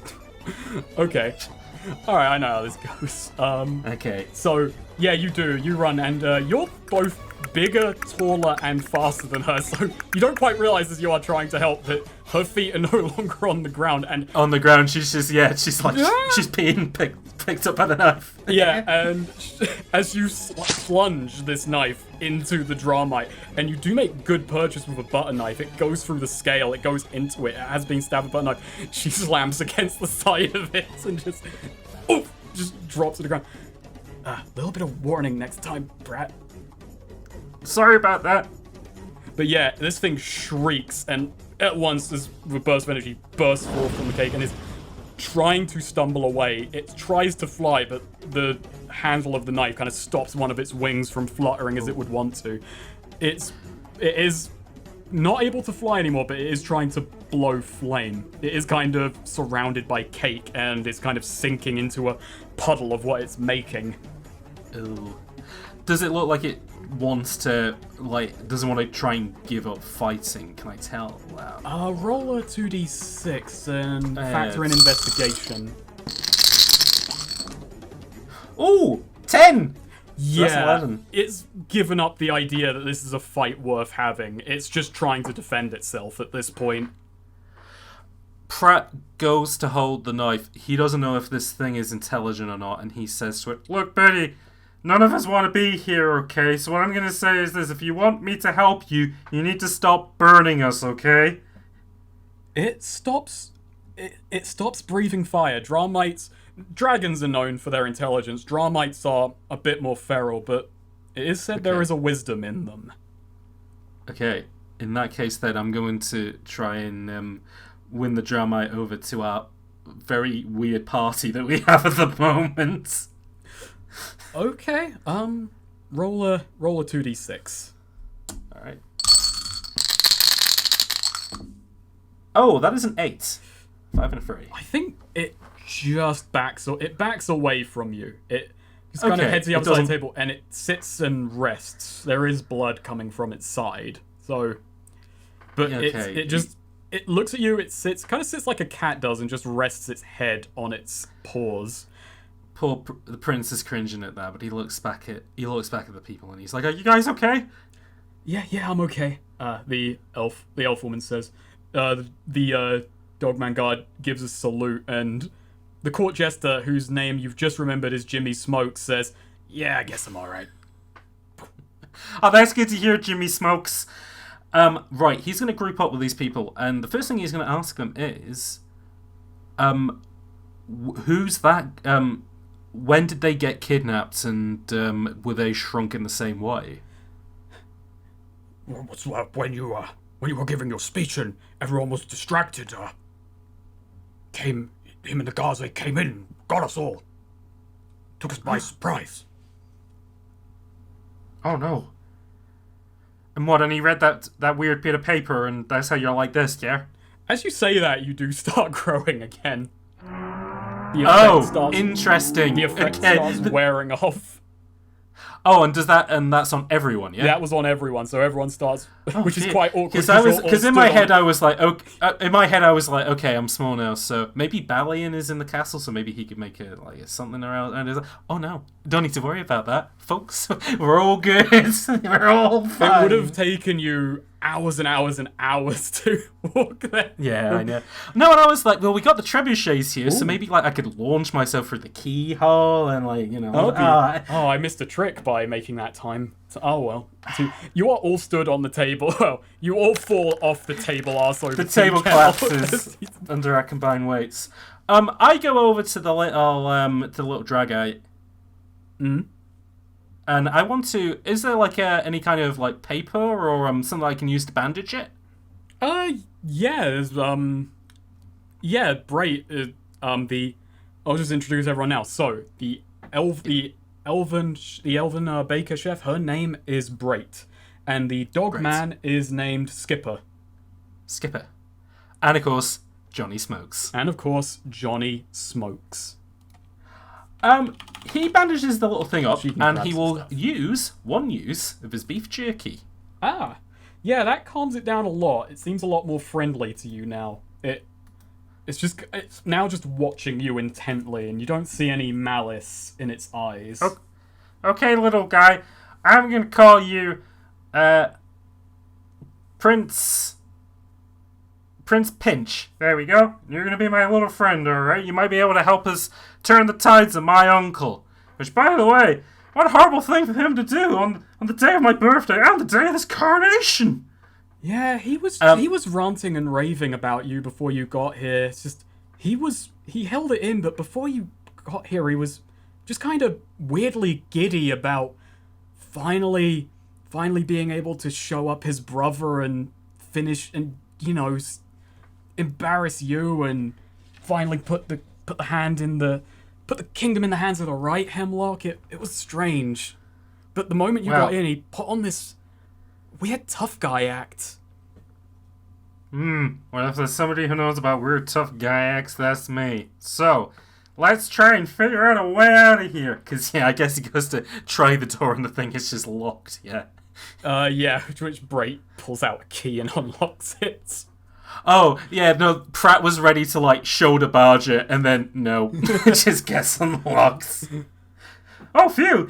Dusts his hands. Alright, guys, we're gonna have to take a stealth approach to this. We don't know who could be on this guy's, anybody could be on this guy's payroll. Hopefully none of you guys are, because that would be very, I don't want anybody stabbing me in the back today, alright? So, we're gonna have to take a stealth approach to this, okay? I just want to go home, Jimmy Smoke says. That's okay, Johnny Smokes. Once this is all over, you can have the day off, alright? Hey, it's Jimmy. Get it right. It's Jimmy. Sorry, I keep getting you confused with your, the previous jester, Johnny Smokes. Yeah. Who is also part of the Smokes family. Yeah, we don't tend to last very long. I wonder why. It's a name and a descriptor. Yeah. Funnily enough, they don't last very long is because they run out of material. It's nothing to do with their lung condition. No. But, They actually just seem to be immune to any ill effects, aside, and the voice is just a put on. Yeah, funnily enough. So, Pratt is going to try and sneak his way back up into the castle then. Okay. So, you head back the way you came, up the stairwell, and when you come into the hallway, it's an odd sight because it is empty, but those two guards, they're still there, outside the door, stood ramshackle still. I'd like to poke one of them. One of them just kind of looks... Yeah, he turns his eyes to look at you, but his body doesn't move. You see his lip quivering.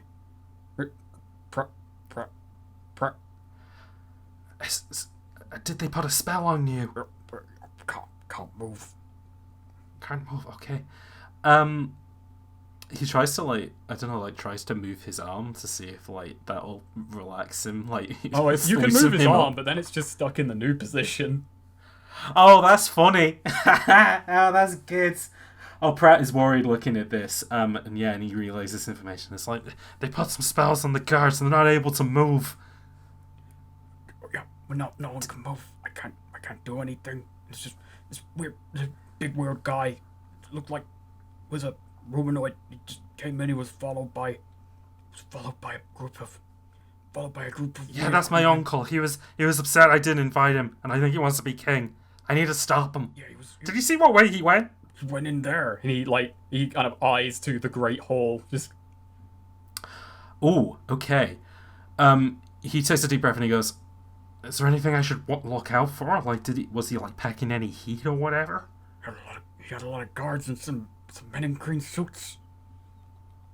Men in green suits. Prince Pratt lives in Castle. I was going to call it Castle Hemlock, but I don't actually know what the castle of I guess it's TehSnakerer Castle actually. Would Pratt know any, rather than going through the big double doors, which is going to give him away? Could he potentially investigate if there is any entrances, like secret entrances or whatever he could take? So I'm gonna make this very simple. All right. Because I'm gonna make it simple because it's a bit more complicated than that. As inside you do hear a speech, which you do hear quite distantly. So remember, dear folks, that as of tonight, this in with the new, out with the old. That's what I say.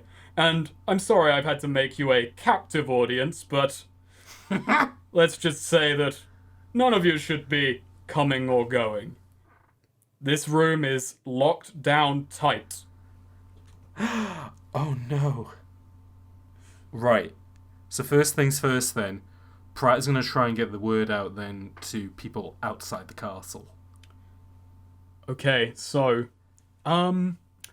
you try and leave the castle, but when you say go to the door, I imagine this area of the castle is kind of an elevated area, like it's up a hill, isn't it? And you have to take a stairwell down. Yeah, it is. It's on a big old hill. Yeah, and you have to take a stairwell or some way down to the main gatehouse to escape. But when you try and go there, you can't leave. You essentially are hit by an invisible barrier that's holding you in. Interesting. I look at my little fire friend and see if they can, like, maybe burn a hole in the force field. It perks up and it does breathe fire, and just in the air, the fire is bounding against something. Oh no. An invisible force cuts through reality, separating the castle and the outside world. Oh no. Pratt is a little bit worried about that because, yeah, that means they are totally isolated from the rest of Trottle Era. That being said, he could try and follow the wall and see if there's anywhere where there might be a gap. Like, he potentially take a brick out of the wall and... Oh, but then, I don't know, I think this is a force field. This is a magical force field, so, yeah, it's going to be a bit trickier than that. My potential idea was send in a little fire friend, like, if there was, like, a gap in the... Like, there was a hole right at the top or something, potentially send him out there, but... I don't think I'm going to be that lucky, unfortunately. I have a look at the group that I am with, the Elven Baker, the Dogman Guard, and Jimmy Smokes. And I go, okay, guys, bad news is I don't think we're going to be able to leave the castle anytime soon. Somebody's put a magical force field up. I say. Let's just storm the Great Hall and take it back. Yeah, but there's 4 of us, a lot of them, and they've taken everybody in there hostage. Well, that means we ought to save them quickly. And the, Brait just says, no, that's stupid. Maybe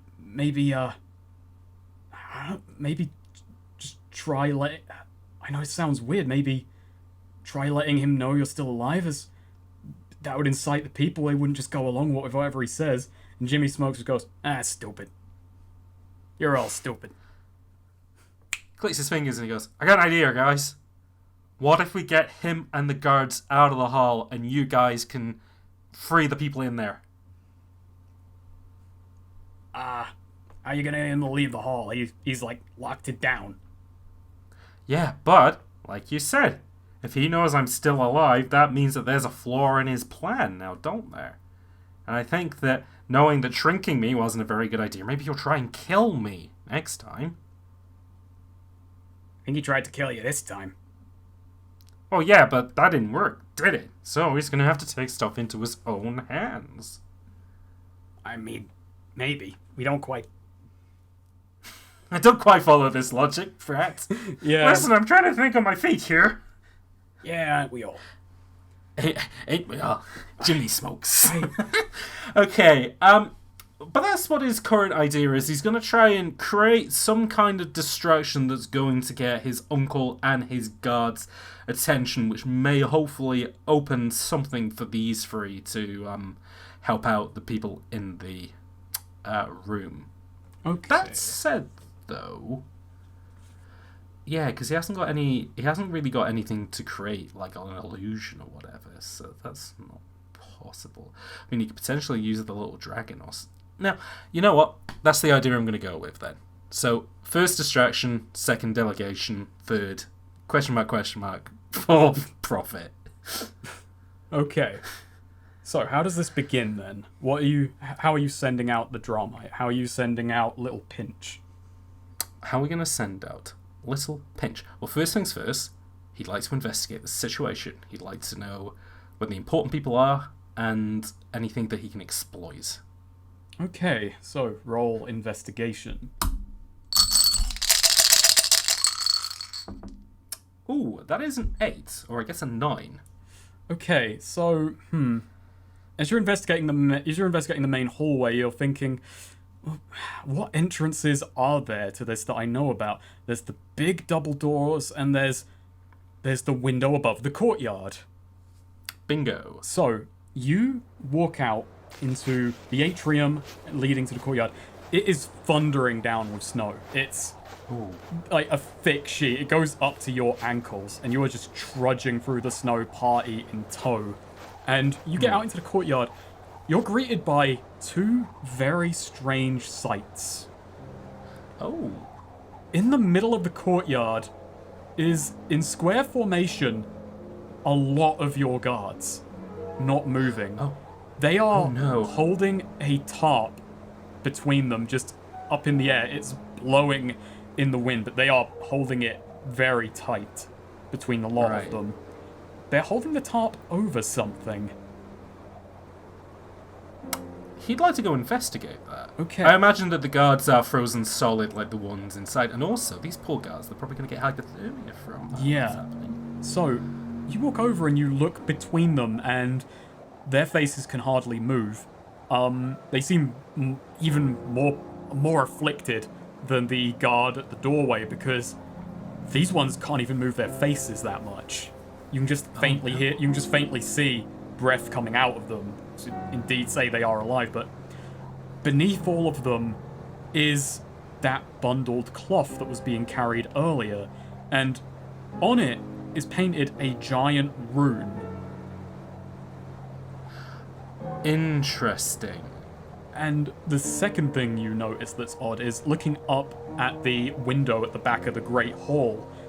You see, through the stained glass, green light occasionally emanating, blasting out from it, moment by moment. Very interesting. Pratt unfortunately cannot read runic incantation. Stupid question. Balian the Disgraced was in the royal dungeon for a while, wasn't he? He was. Is he still there? He might well be. Do you want me to roll to see if he is? I just want you to go to the prison. He looks at the three and he says, "Listen, guys, try and find anything to warm them up, okay? These guys probably haven't got long left, all right? But you know, you gotta keep them safe, okay? I know a guy who might be able to help us out." Okay, tell you what, you two, let's carry them into the keep. And they just kind of nod and start awkwardly. There's about 15, 20 guards there. This is gonna take a while. Yeah. And as one of them picks up, it's like, Smoke says, "Hey, this guy's arm is really cold." He said, "So are you." Ooh. Ouchie. And yeah. So now this is the stuff I wasn't doing in question shit because I can't do puns. I think people appreciate that. They do appreciate it. The I lack of appreciate puns. it. Pratt is going to go into the royal prison and he's going to look for Balian. Well, first, to get to the prison, you have to go through the guardhouse. And the guardhouse, it tells a similar story. Guards are frozen in place. Some of them sat in chairs or just laying from the bunks. The guy who, well, he didn't sass you. He just didn't even really give you any mind yesterday. He's in the same place he was, just training, but he's just got his sword raised up high. That's the moment. Oh, and it hasn't moved anywhere. Oh, yeah. That's funny. You know what? Pratt's going to take that sword out of his hand and put that on himself as some kind of weapon. Yeah, he can't respond to that. You don't even get a from him.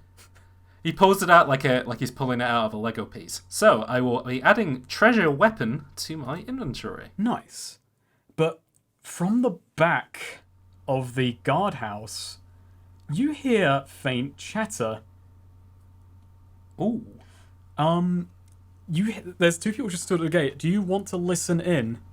I would love to. So what do you think of that? What do you think of that drogue guy? He paid me a lot to do this, so am I gonna complain? And hey, I get to work in the big castle when all this is over. You worked in a big castle before. Yeah, but this one's bigger. Yeah, true. But what about This person. what about that guy down there? Oh, you mean green guy? Oh yeah, he gives me the willies. I hope he gets kicked out. Yeah, true that. Pratt's gonna listen in until he hears the sound of maybe footstep. Oh, actually, no. Better idea. Is there like a tin cup or whatever nearby? Yeah. He picks that up and he throws that to create a noise to lure them out. Hey, what was that noise? And now he is going to hide out of the way as they come in. Yeah, they do not notice you. Do you want to roll to get past them? Absolutely. And you know, we don't do minus numbers in this, do we? Although we do sometimes if you're hurt or whatever. Yeah. I would say great strength could potentially be a disadvantage in this situation. This is how you introduce negatives, by applying them to yourself first to make it fair. Yeah, this is me testing this out. This is what we're doing for season 2. Every positive is gonna have a negative to it. So I think this will be funny. So let's add a -1 to this. Okay. That is a 9, but I guess in this case it's an 8. Okay. So, you make it through the doorway in the nick of time. You think, phew, I did it. And then your foot catches a broom. It collapses. They turn around. What do you do? Ooh. There's a door between you and them, but what do you do? Use the broom to hold the door in place. Oh yeah, go for it. I'm just gonna say you get that. You do that, they're knocking on it, thundering on it. It's like, oh my god, that's Pratt. Okay, let's go tell boss man. Oh, cool. Hey! Pratt, you still standing there? Pratt has a look to see who was shouting that. Oh, it's, you're looking through the keyhole. Oh, right, yeah, it's those two guys. Yeah. Okay. No, he doesn't respond. He tries to make it sound like he's done a runner. Okay. Well, hey, if you can hear me, I just want you to know you better hurry it up and get in jail. You got till midnight, buddy. Midnight? Do you actually say it? Oh, sorry. Midnight? What's going to happen at midnight? He whispers that to himself out loud. Funny, French Pratt has said so much in previous episodes, yet the one episode about him, he barely says anything. But hey ho. Okay. So, you descend down into the prison. There is a lot of chatter. There were a few people in the jail last you had visited. Well, maybe not visited, but sent people there anyway. It's been a busy few months. But yeah, you're here with one particular man in mind. Balian the Disgraced. Who, I imagine, is probably further disgraced since what happens, I suppose. He's somewhere in here, but as you descend into the jailer's keep, it is empty.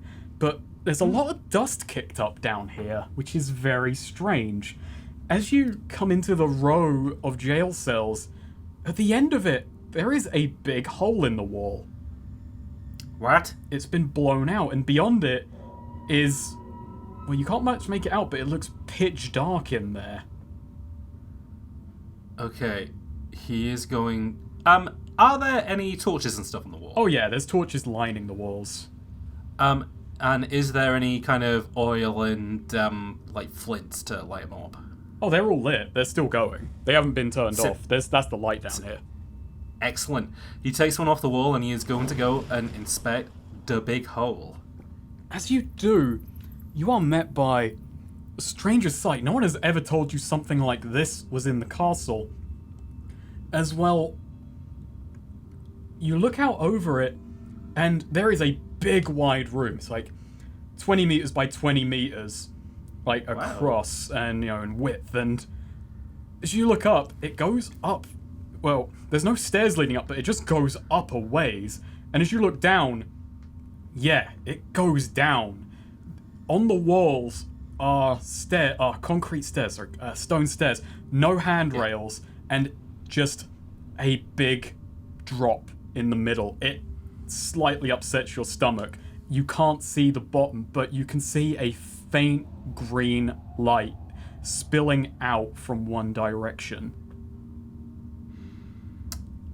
He is going to swallow his spit and awkwardly try and shuffle towards the green light. Well, before you put your hoof on the first stairwell, you hear a familiar voice calling out from behind you that almost makes you topple. Alright, that's as far as you go, Hemlock. Pratt turns around and sees Balian the Disgraced, I imagine. Oh yeah, you do. He is standing there looking... How long has he been in your jails? Well, here's the thing. He has been there for about a month and a half, and you would think over that time he would look worse. No, actually, living in the dungeon in Hemlock and Not having to eat mushroom sandwiches. No, exactly. He's actually living way better, and he actually gets way more sunshine now when they make him exercise around the yard. So, no, he's actually looking way better than he ever did when Alazar was his apprentice. Call him Balazar the Invigorated. Yeah, Balian... Balian. Mixed him up in his apprentice. Oh no, he wouldn't like that. No, Balian the Improved. Balian the Work in Progress. But yeah, new year, new Balian. He has got a rock in his hand and he's just going, "What are you doing down here, Pratt?" Well, actually, I was here looking for you because I think you might be able to help us up with something. Ha! You think I'd help you after what you did to me, throwing me down here in the dungeon, mate? Well, I mean, you look fuller than you did before, and your skin colour's come back. Yeah, I suppose that's the point. I haven't exactly got my freedom now, have I? Pratt had to think about this, and he says, "Yeah, but if you help us out, maybe you can get your freedom, and maybe we can give you a new name, like Balian the cool guy, Balian the alright guy." Balian's just kind of like... I think Pratt would probably need to roll to convince Balian. What do you think, GM? I got an idea. Go for it. Okay. I have dice. You have dice. This is the most weird, flagrant bullshit rules I can possibly think of, but how about I roll for Balian in this instance? Go ahead. This is really stupid. We're just making it up as we go along now. Alright, so do you wanna say if Balian has a +1 or a -1 or a... Oh, I never statted Balian is the thing. Let's say, considering he was thrown into a dungeon, let's apply a -1. Okay. Even if it's fixed him up a little bit, it's mentally done him a number. His ego has been shot. Ooh. Okay, so have you rolled? Oh, I haven't rolled, but Okay. I can roll. Oh, are we rolling against each other to see who gets the higher number? Yeah. Oh, that's good. Ooh, that is a 4. He rolled a 9. 4 and Oh, 5. wowee! So, Balian gives it a think, and he says... Alright, Pratt.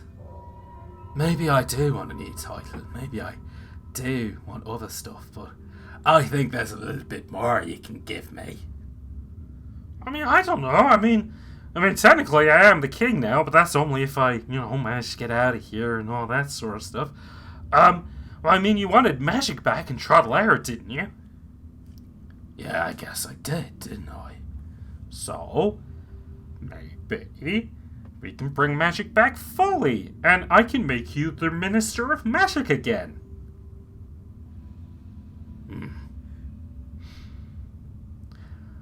What if I don't want to be the Minister of Magic, but I want to be paid like the Minister of Magic? Oh, we can do that. Have you got anything on you now, Pratt, so we can put that in writing? Pratt would like to investigate the room to see if there is anything they can do to put that in writing. Sure.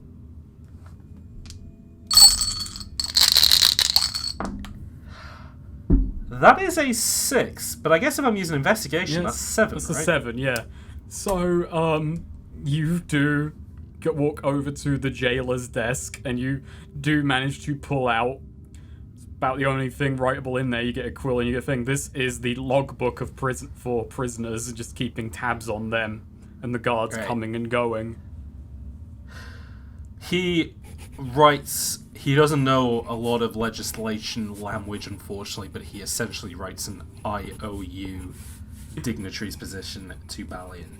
And he takes that, and you do notice as he takes it away from you that on the opposite end is a full page of who's meant to be there. Oh, he checks that. Well, Balian lines up. It's a lot of petty criminals. Well, you tell me, is there anyone else interesting in the jails at the moment? Is there anybody interesting in the jails at the moment? Yes, the elf who attempted to assassinate Prince Pratt a couple of weeks prior. Oh boy, yeah, he's still kept here. And yeah, he looks up and he sees Pratt and he is licking his teeth as... Unfortunately, though, he did give his offer to his uncle to say, hey, I hate this guy, let me go and off him. But unfortunately, no, the uncle likes working with his own guys. No free radicals in this situation. Pratt looks at Balian and he says, okay, so what I know is that it's a weird language, and like he reads it and then magic happens. And there's also like big symbols and stuff. Is that like stuff that you know? He knows it. And, let's say you draw him a little kind of replication. He draws him the symbol that was on the top. Okay, yeah. And he recognizes it. I'm gonna try and faintly do his voice a little bit, but I can hand it back to you. So it's like, oh yeah, I know this. This is... God, I don't know. He knows it. This is a bounding symbol. There's usually a set of these, and they maintain force fields. They usually don't come in one. There needs to be one big one, and the others can be basically they can fit on a page in a book. So there's one center one, but you have to break all of them to really weaken the hold. And there can be a few of these. Well, there can be a few. I mean, there can be a few force fields. Usually, these come in a set of about 3 or 4. Interesting. And do they need to be like? Does it need to be like in a triangle or a square in order for this to work? I'm just trying to think like what parts of the castle I need to go to. Well, they can be really anywhere, but he'd probably want his people protecting them. Got it. Okay, so second question, Balian. They also put spells on some of my guards so they can't move. What's that? Probably tied to the same thing. It's probably all just running off of the same set of systems. One big mega spell. Okay. They've essentially entrapped the castle in one fell swoop. Wow. Now, third things third. I know you haven't got all your magic stuff on you, but is there anything that you can do to help me or help my guys, like, turn the tide in this? He thinks on that, because, yeah, he's given you answers, but he's still a little bit thinking about actually putting his life on the line for this. Look, you don't need to do that. That's the king's job, okay? I need to go out there and I need to help people. If you want to do this if you want to watch me from the sidelines, that's fine. I'm happy to put my life on the line for the people who are in this building, okay? Alright, Pratt. But, actually, you know what? What? What? Do hate those green pricks. Oh, cool, because I do too. Sorry, what do you got, Balian? What can you do? Well, I'd just like to see you clobber him. One of them went right through the jail, blew up that wall, and just went down somewhere. I'd gladly come watch you beat fuck out of him and maybe give you a little helping hand.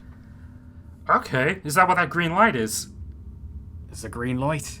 It means he's doing something down there. And hey, if he's one of their mages, maybe you can start getting some answers about what the nature of this magic is. He takes a deep breath, he pumps up his fists like they're shotguns, and he goes, alright, well, I'm feeling full of vigor, even though people are in danger, and I don't even know what's happened to my guys upstairs, so if we're gonna do something, we're gonna have to do it quick. And hey, these are the fists that took down a troll, alright, so, you know, you're in pretty good hands here, Balian. He does not seem impressed. He just kind of rolls his eyes and goes, I've had enough of you young folk. Fair enough. he is going to go and investigate the green lights and get into a green so fight. you walk down this set of stairs. It's damp and moldy in here. It's the stairs you occasionally think you're terrified you'll fall down the middle of this. Balian, being a bit older, just kind of takes it very, very slowly. He's holding on to the wall for as much support as it can give. And as you get to the bottom of the stairs, you find yourself in a giant undercroft. No recollection of the castle has ever told you about this place. An undercroft, very, very simply, because I only learned it the other day, is basically just a storage basement. Fair enough. Sorry to ruin the magic, but Oh, that's okay. Yeah. I mean, it's magic to me because I didn't even know what I thought you said. Lara Croft. I was so confused. you find a giant Lara Croft down here, and this is where the viewership takes off. You find Lara Croft's mansion underneath the castle. Wow, what was it doing here? It's a very odd room though, because as you get from the damp of the stairwell into here, now it's just everything is covered in dust. The supports holding this place up are creaking.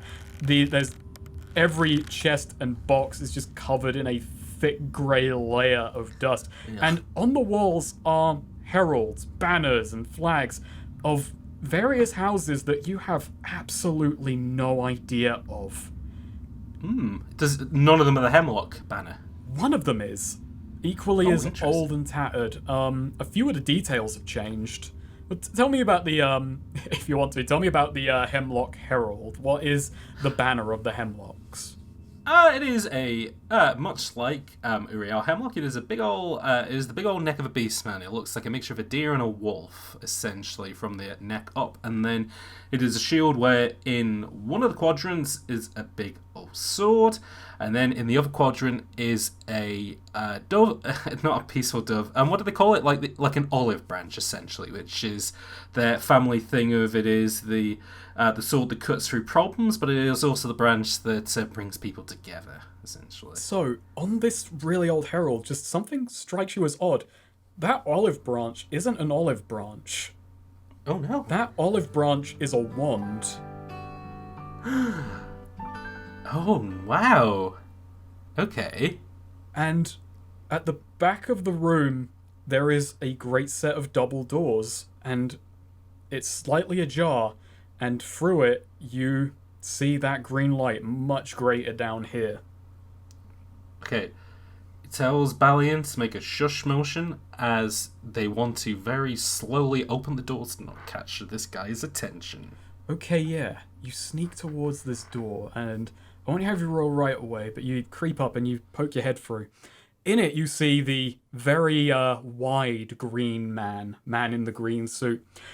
And this is what looks like a ritual circle. The floor is covered in waxy candles. There are candle stands surrounding it, all of them lit up. Incense is burning. The smell assaults your nose as you poke your head in at first. And he is walking around, and with one hand he is tossing powders into a fire. With the other hand, he's just casually reading from a tome. At the back of the room are two more people in green. Their faces covered, and they are just kind of standing and observing as he just chants and throws more and more powder into the fire, making it burst with green every once in a while. First things first, then. Pratt looks at Balian and he says, "What's this?" I don't know. Seems like he's quickening something. Like this isn't a main ritual. He's lending energy to something elsewhere. Lending energy? This is okay. Is that something I gotta worry about? If I get burnt by that stuff, is that bad? I don't know. The threat isn't so much that itself. It's only just doing something big. I can feel it though. But I've been in that jail for a month. How'd I never feel it? Just a place of power right here under my feet. And right here in your castle. Castle they've banned magic has a place of power right here, sitting just unused for must be decades. Looking at this. The prince snort giggles and goes, "You're a funny family like that, I guess." I'll say you're a bunch of annoyances. I'll say that. Alright, yeah, here we go. Go time, baby. Roll time, baby. Well, it depends. What am I rolling for? Is it to actually get into the room, or That depends on what you want to do with this. You got to tell me, what do you want to do with this information? So, I think I want to try and... I mean, I could try and take the stealth approach and try and put the candles out and take the guy by... Maybe, like... Oh, yeah, there's an idea. I want to command Balian to put the candles out, and I want to rugby tackle the guy from behind. Okay, I suppose... Is that 2 rolls? Or do you want to make that 1 roll? Yeah, let's make that 2... Let's do rugby tackle first and then delegation second. Okie dokie. So, I want to use a little bit of great strength on that one. Okie dokie. That's a 7, so I guess an 8. Okay, I've got an idea in mind for that, but roll delegation. For Balian. Ooh, that's another 7. 7-7. Okay, so you dive out from the door, screaming. Balian kind of comes around and starts chanting some incantations. The guy just looks up, and I've got to say, I kind of hate that Balian's here because I had an accent planned for this guy. He's gotten a lot. There's more than one accent in the world. Yeah. What's this? And he just looks up and goes, "What's this now?" As you smash into him, do you have a tail? Yeah, like a donkey tail. Okay. Well, as Balian quickly chants a gust of wind, and you run through the candles, the fire just kind of blows in one direction. Yours, as your back is set ablaze as you dive on this guy. Okay. I would like to... 2 combo moves. 1, bear wrestle this guy, stop, drop, and roll, put the fire out. Okay. Would you say this is great strength, or because I'm trying to do 2 things would cancel out? Yeah, let's what? cancel that. Let's just do Okay. a flat. I'd say it's also more athletics than strength, but... Okay, but we can cancel it out. So yeah, Yeah. let's just flat CD6 for this. I'm just being pedantic and splitting hairs on that one. Or burning hairs, as the case may be. That's a 5. Oh no. Yeah, you try and roll, but you just roll into more candles, throwing Oh, this guy no! with you. And what are you doing? You're gonna make it worse.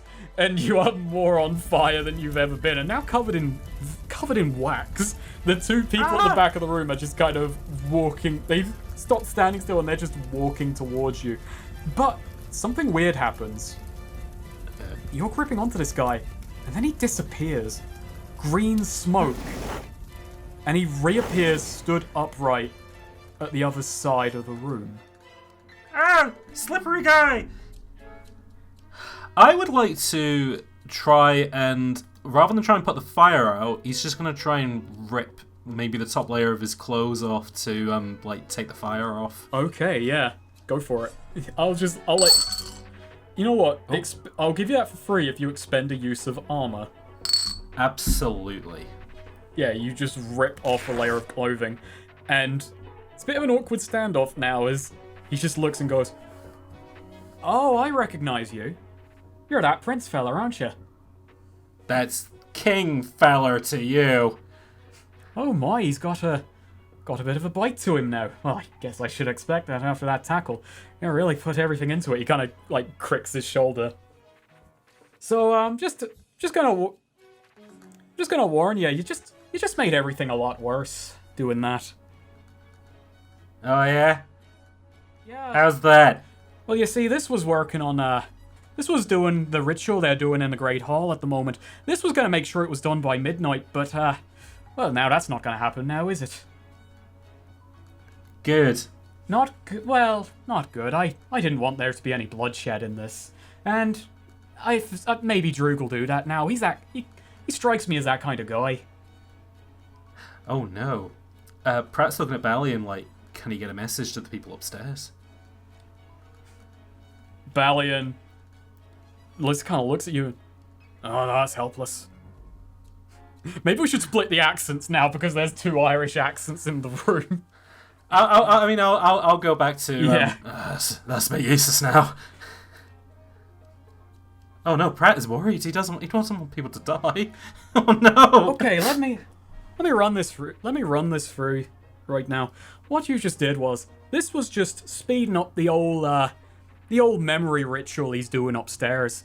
And those take a time, so I come down here, use the place of power to maybe make it so it won't take a few days. Whoa. Memory? What do you mean, memory? He was gonna tamper with their memories. Oh, make them think that he was king. Oh, that's quite a cool plan. But a really bad one, considering that, he was going to use it for badness. Oh, he wasn't going to just do that now. He had a lot more in mind. Well, had a lot more in mind for taking it out of other people's minds. He was going to make them forget you. Forget me? Forget Prince Pratt? And your Dar, and your Ma.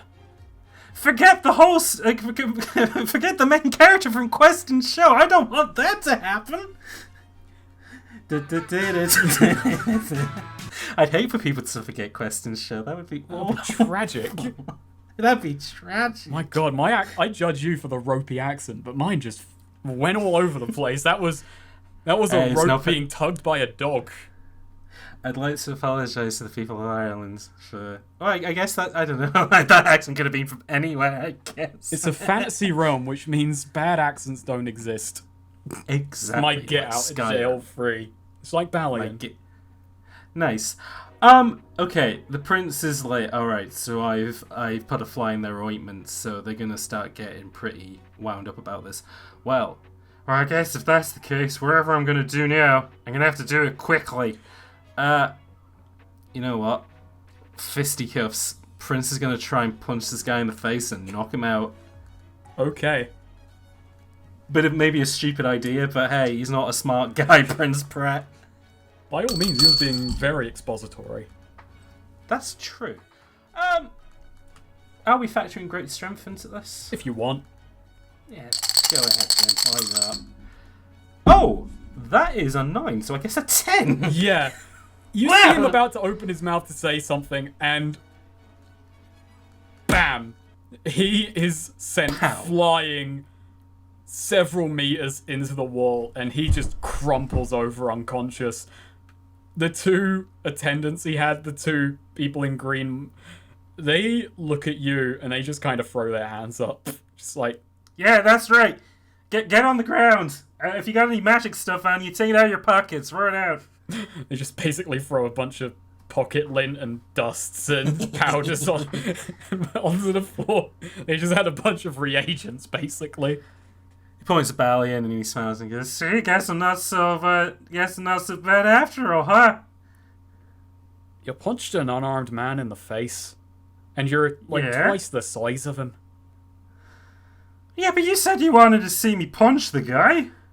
Yeah, I suppose I did, but you can't really brag. I'm glad of that, but I'm not really just gonna praise you for. I'm happy you knocked him out, but I'm not gonna start praising you as big manly man now, am I?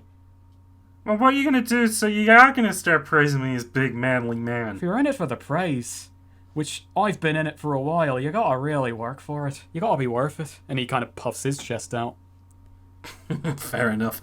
He's going to check the pockets of the guy that he just knocked out, though, to see if he's got anything. Yeah. You find the book he was reading from, not in his pockets, but near the body. And flipping through it, you see one of those runes. He shows it to Balian. Teratop. Oh, really? You want to get rid of the force fields? Sweet peas. All right. Yeah, he shreds that up. So you now know that there was a ritual to make the Kingdom of Hemlock forget you. Originally, your deadline was midnight. It is currently, let's say, 8 p.m. because you came here very quickly. Yes. There are force fields all over the place, and probably a few more runes that are keeping the force fields up. Okay. In that case, then, it's time to split the work up and make this thing a little bit easier. He's going to take Balian. Oh, well, first things first, he is going to drag the big guy and the two other guys into the jail cells and lock them up. Okay, yeah. You throw them in there. Also, the guy wasn't big. He was like 5 foot. He just had very wide clothes. Okay. Oh, he had the David Boone big suit on. He wasn't bigot. No. Okay. Alright. Okay, so they lock him up. He looks at Balian and he goes, alright, we're gonna have to split this in two. I got 3 guys upstairs, so what I'm thinking is, if I go with one of them to one of the bits of paper, and you go with the other group to the other bit of paper, we might have a fighting chance of taking this force field down. Do you have any idea where those bits of paper are? Good question. Does he have any idea what this bit of paper are? Well, there's going to be locked rooms in the castle, and they're probably going to be on the outside perimeter of the Great Hall. So, anywhere you find a locked door, break it in. You got my permission to do that, okay? He shrugs. Okay, there might be a logic to it. He heads off. Sorry, where are you going? I am going to look for... Well, first thing is I'm going to go overground to see if the other 3 are okay. So, as you head up, they were not spotted by the 2 guards that went off to warn Droog about you. Yes, Uncle Droog. Yeah, but you do see they've moved most of the guards. You just see a trail of footprints in the snow leading back and forth between the main keep where, where the throne room and your apartment is in the castle. Excellent. Right. None of them are there at the moment, so you can assume they've just moved someone in. Okay, I'm going to go into where they probably drag somebody in to talk with them. Okay. So, as you enter the throne room, they've got most of the guards there. There was about 20 or so. They've got about 17 in. And you do see a few faces that we had forgotten, which was those terrified courtiers who they ran off to go and, hey, muck in and help us drag these guys. Yeah. Stranger's still so like, So, Skipper runs over to you. And he's just like... Skipper, what's the update? Well, it's, got most of them in. Had to hide from a few guards for a while, but we got them. But there's something really weird. Okay, what's that? He points up, and as you look up, you hear faint violins playing. Violins? He looks at Skipper and he goes, you got any ideas what that is? He shrugs. Coming from the throne room, but I'm not gonna make a fuss. I don't know what it is. I didn't want to alert nobody. Okay, no, that's fair enough. He'd like to get a vantage point where he can potentially look into the throne room to see what's going on. Okay, as you head up the stairs and you walk up, you have a very strange sight. As you look into the throne room, you see, sat on your father's throne, John Hapino, with a bottle of wine in his hands, people in the corner of the room playing violin, and he is sauced. Does he look like he is... well, actually... Okay, so he sees that then. He goes, John! What? Ah, it's you! Yeah, it's me! John, you need help! I am helping. He takes a big gulp of wine. No, I mean help the people of TehSnakerer, not yourself! I am helping the people at TehSnakerer. He kind of falls off the throne, just crashes into the ground, the glass shatters. He reaches for another bottle. John, you remember my uncle Voog, Dooge. It is Dooge, right? Yeah, I remember Droog. He's taken the castle hostage! Damn straight he is. What do you mean? He kind of like rolls from his front to his back in a cylindrical egg-like motion. Looks up at you. Who do you think got him in? John Hapino, did you? I can't believe it, you backstabbed me! Not physically, but, Don't worry about it. Tears are actually streaming down his face. I didn't want to do it, but I did want to do it. The duty of a king is to his people. And Droog will do it for the people. he's crazy. He's taken them all hostage. He was going to make a spell to make them forget everything, and if they didn't, he was going to kill them. I don't know about that. It's just if they forget it, you won't have to kill them. Look, just don't mind the violins. Droog said he wanted them to practice for the coronation. He knows he can't have one because, as of tomorrow, he's just gonna be the king and it will have already been that way. I won't even remember you. It's fine. I'm just... Listen, John, I know what I said earlier about, not needing you as my advisor anymore and stuff like that. That wasn't at you, it was... But then it sounds like you're already planning this beforehand. Was this just because I managed to bungle up so many weeks? I think an element of sobriety returns to his face when you said that. Right. And yeah, he throws a bottle of wine. He throws it at you, but it doesn't even reach, like... it arcs nicely. Yeah. It just hits the floor. Yeah, and then he pulls out another one. I got a few. Listen to me, Pratt. Your parents were strong. I loved them. Great. Your parents were strong, Pratt. But they had a weakness. And that weakness was you. And when they went, you had the opportunity to be strong. But you weren't. You spent every waking moment just trying to retreat right back under him. I know we all want it, but we all suffer for it. And today, that stops. We'll forget all about him. We'll forget all about you.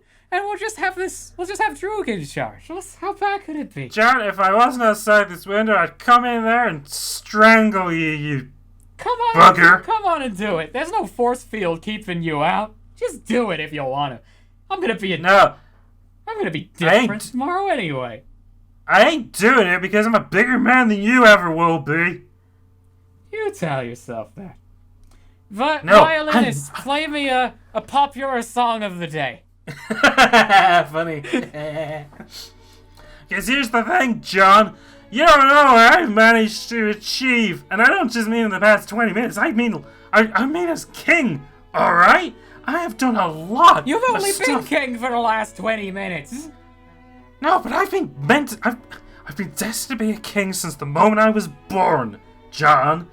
And I have done a lot of stuff to make that happen. Yeah, maybe I made a couple of mistakes, but you know what? That's why they make erasers, John, so you can learn from them. All right? Yeah. If I got everything right, I wouldn't learn anything. I wouldn't understand that the people need a king like me, okay? And I'm trying my best to fix that. So I'm not just gonna sit in a room and drink wine because some guys paid me off. Yeah, guess what? That memory ceremony, that's all over, but thanks to me. Now I'm gonna save the people in this castle, whether you're gonna help or not. I'm not.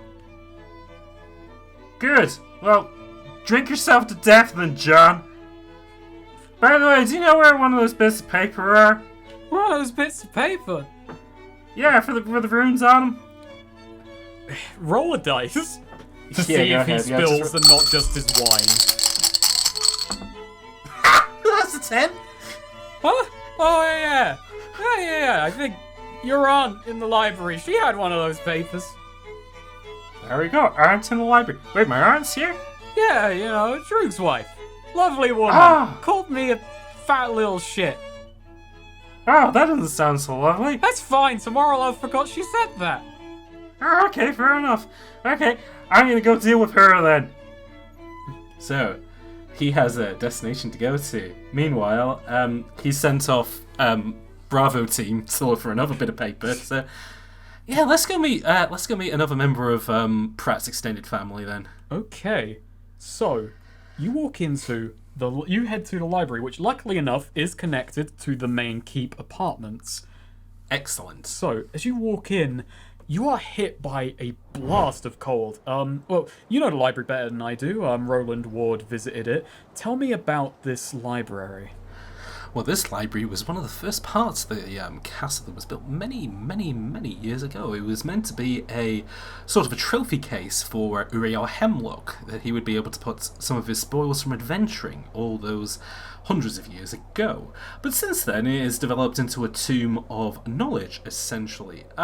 Almost on par with the the library, the public library within TehSnakerer City. The thing is about 4 stories tall, which has the whole thing is made out of old wood, essentially, even down to the furniture in there. And it's all connected by sliding staircases, which you can move along the rails to get to the different floors. So there are balconies kind of overlooking the different floors with those stairwells. Correct. Okay. But the whole thing is it's almost honeycomb-like. It's all the shelves... They've got a hexagonal shape. Hexagonal shapes, yes. Bingo. Okie dokie. So, as you walk in there, you are hit by a blast of cold. Oh. And it's very weird. The floor is covered in a thick sheet of ice. Oh no. Bambi. From the... Well, that might come into play sooner or later, but not quite with a hunting rifle. So, but you hear from the back of the room, you hear a voice. You hear voice of a woman. She sounds very haughty, and she's reading from a book that appears to be the history of the Hemlocked family, and occasionally bursting into laughter. And then Uriel Hemlock brought magic to the kingdom, and I'll bring it once more. To think this all leads to Pratt. What's a Pratt for? What's a Pratt? Do you hear that, my loyal retainers? And you hear some faint, very fake laughs from within the rows at the bottom of the library floor, on the same floor as you. Okay, interesting.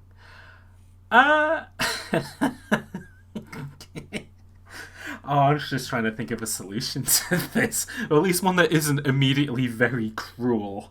But wow, that would be a turn for Prince Pratt to just immediately turn the dial to cruel. I mean, it's already Die Hard, so yeah. Yeah. Oh, sorry. His favorite action play, Hard to Die. Hard to Die, yeah. But... Which the current run of that is very good. There's an Ant-Man in it, Spruce Willis. Oh yeah, no, I sat on that joke for fucking... because when you first mentioned it 3 hours ago and I couldn't get the word in. So I'm glad it came back around. I'm glad too. Spruce Willis is one of the people who's actually down there now. Yeah. She has got... so they're in eye line of her then, and I'm assuming that they're like... Maybe not in eye line of her. They were scattered laughs from over the library on the ground floor, and there's aisles of, rows of books. Okay, so they're kind of like unwilling captives by the sounds of their fake laughs then. Either that or they just don't find her very funny. That, yeah. Okay, what does she look like? From here, you can only very faintly make her out. She is a human woman. She is wearing a flowing yellow dress. Her hair is kind of done up into big circular pillars, and she is caked in makeup. She looks like someone who has carried the image of a royal for a long time and now sees it within her grasp. A true royal. Interesting. You know what? We could potentially go for the charm offensive on this one. But... You're gonna try and marry Uncle Droog's wife. The ultimate revenge. Yes. That'll get him to leave the Great Hall. Yeah. You know what? Yeah, let's try that. Let's go for the smooth approach first then. Okay, so first things first then, Pratt clears his throat and he goes, Auntie, put that book down. Oh, who's that? Guards. And several, you do see several men emerge from beyond the bookshelves, crossbows pointed at you. Pratt tries his best to... He's already taken some of his clothes off in order to fight that guy when he was covered in fire. Pops open his shirt to look like the cover of a romance novel and, tries to charm her purely through physicality. Hey, maybe the idea that he managed to break out of there and, has got himself into a scrape makes him look a little bit more impressive. So. I will retort that she was just laughing at you while thinking of you. Oh, she was laughing at writing of him, but she's never met the real Pratt. That's true. She has never met the real Pratt. I mean, she's read about the real Pratt, but let's not get into that. So she's, leaning over the railing looking at you. Okay, so what do you say to her now she's got your attention? She's kind of got her head very, very smug look on her face. Several crossbows pointed at you. Listen, Auntie, I get it. You look at that old uncle of mine and you think he's your ticket to, superstardom. I mean, how many years has he got left in him, really? Meanwhile, you could settle down with a young buck like me, and hey, I'm not even going to be that angry that you took all the people hostage and whatever. I'd be happy to serve by your side for how many years that's going to last for. And I mean, look at me, aren't I so handsome and tough looking? Those books, bah, they're just trying to make me out to be a fool. If you got to know the real Pratt Hemlocked, you'd get to realize how much of a catch he is. Roll. I'm gonna say this isn't delegation. Okay, that's fine. Athletics, no. He's applying his great strength. You want to use your beef jerky for this? Yeah, good. Well, that's plan B. If she doesn't like it, he's going to throw beef jerky at it. No. I don't know. What do you want me to roll? Anything? Roll it flat. I don't think anything really applies here.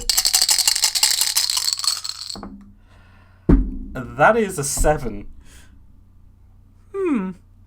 I don't know about that. See, Uncle Droog, you're promising me a younger man, but I see the fact that he might kick the bucket sooner to be not entirely a bad thing. You're asking me to go for the long haul when... Don't you see I've already thought about that? Yeah, but, Uncle Droog, the moment he gets on that throne, he's gonna get rid of you. He's gonna find a younger model, replace you.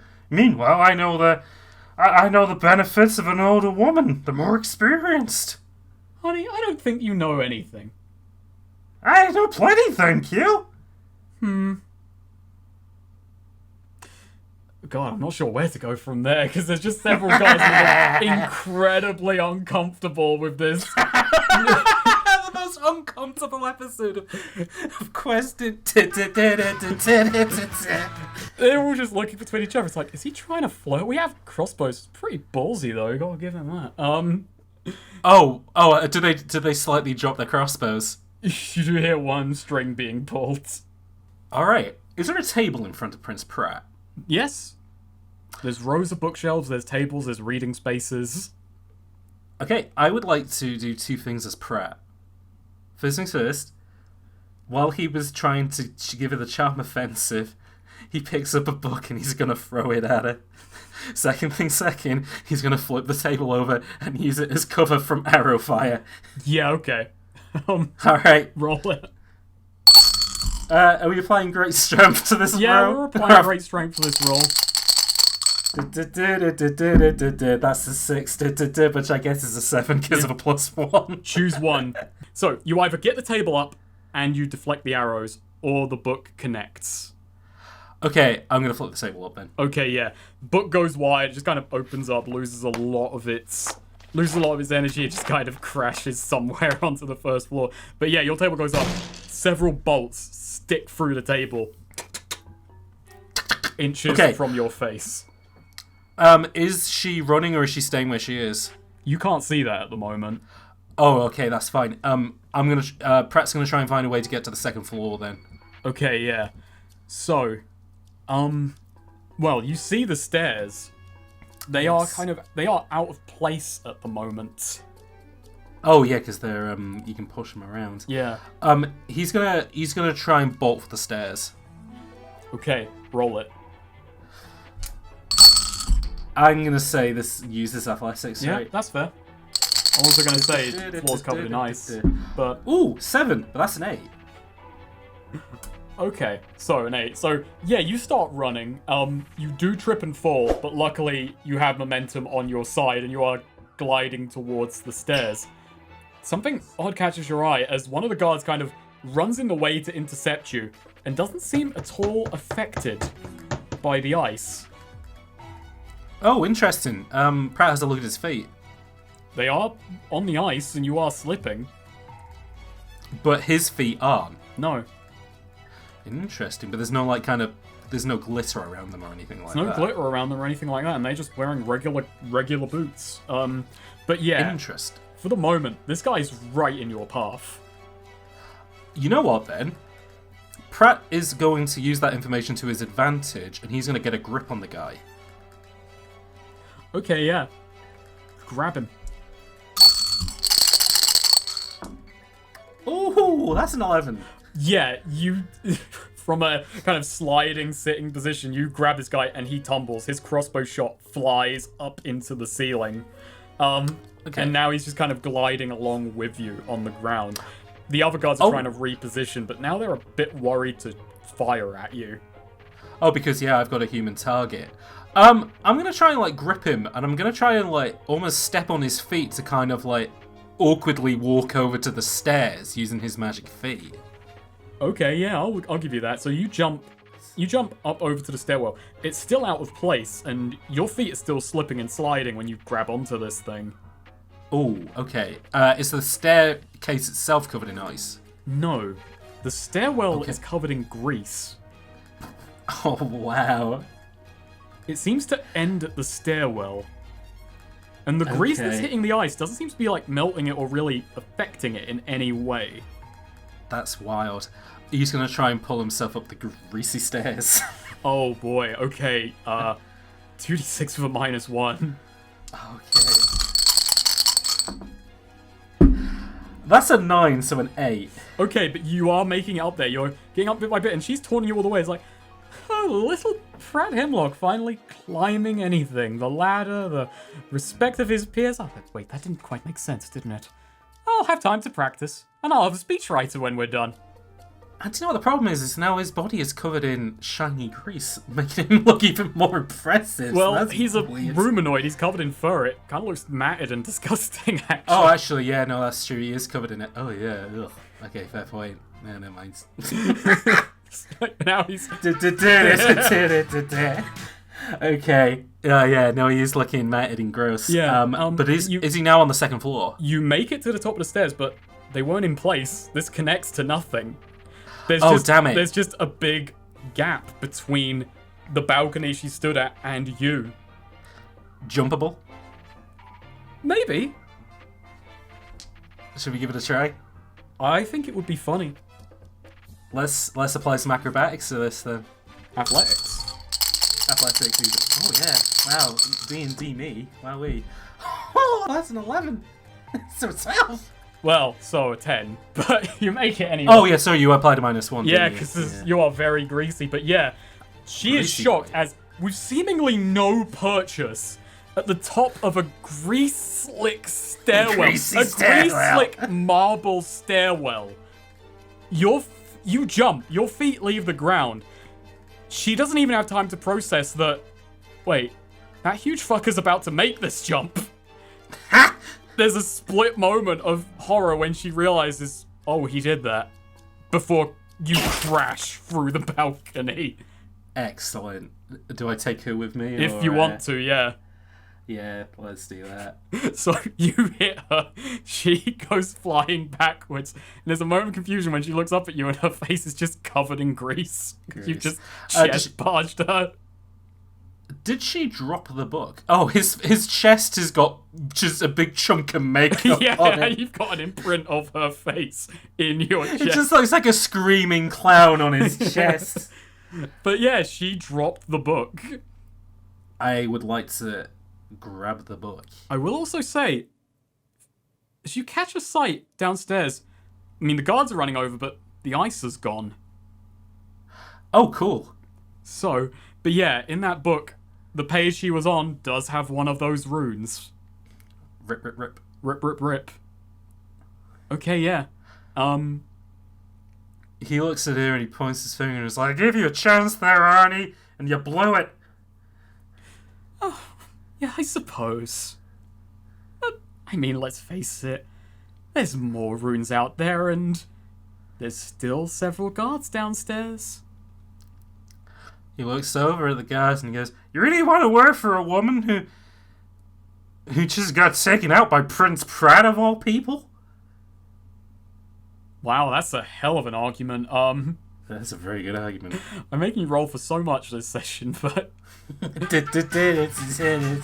roll it. I think we're seeing a distinction in GM styles, but it just keeps happening. You want to give me a +1 for that very good argument? Yeah, I'll give you a +1 for that very good argument.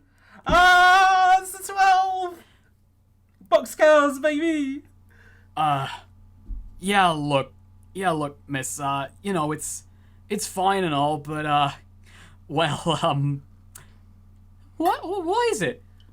Well, I don't want to, you know, get hurt. That guy's huge, and, he just made that jump, and, he's really awkward. He's, like, scratching the back of his neck. He's like, what is it?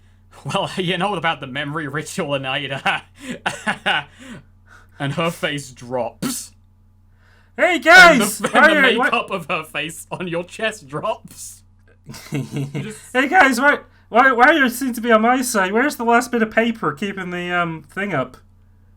They don't know which ones you've taken out, but they're just like, oh, which ones have you got? I got the one downstairs where the in the dungeon, and I just got this one. They're just looking between each other, just. He palms around his face. Hey, you guys are on their payroll. Have you got a way to like get in and out of the castle through the what's it called? Oh, we're just as locked in here as anyone. We just kind of came in because we were hired to be here. So. Well, hey, if you're working for me now, why don't you go into the Great Hall and free all the people in there and say that you're doing it for because Prince Pratt, I don't know, is building explosive or something. No can do, but the Great Hall's locked off by you know. Fair enough. All right. What can you guys do? They just kind of shrug. We can miss you, apparently. Well, I guess so. Hey, you want to throw me one of those crossbows? Yeah, one of them does. So, let's think back. Are there any rooms you've missed? Are there any rooms that I've missed? The atrium? Well, near the atrium. Near the atrium? Near the atrium. You walk out into the courtyard and, well, they've moved all the guards in, and now there's just a thick, fresh layer of snow. But you seem to recall something was different about this place. Well, there was a big tarp here, wasn't there? Yeah, there was a big tarp here, but where could that have gone in the storm? He moves his foot underneath the snow to see if it's underneath the, if that's what the tarp is. Yep, you kick it away and, yeah, there's the tarp. Interesting. And also he looks up to see the fact that, yeah, this storm, the snow is actually coming through the, it's not like a inverse snow globe, it's actually coming through the barrier.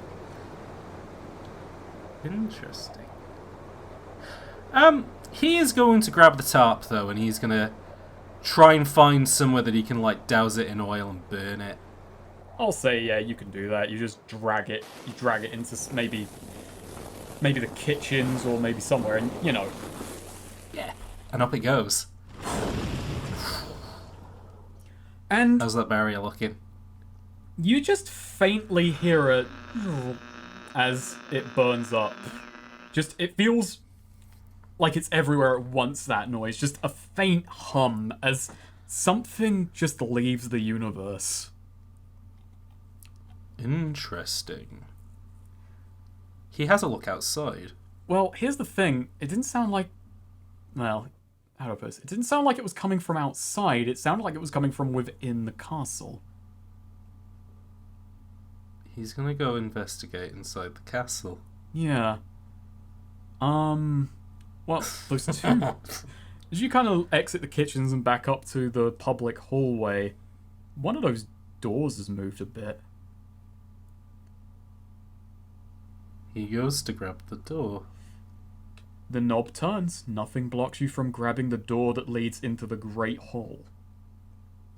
Oh, and how does the inside of the Great Hall look? Do you actually enter? No, I look through the crack. You see essentially more of those green-robed figures, and they are performing a ritual. They have got a lineup of nobles who, seemingly against their will, like automatons, are walking in a line to be processed.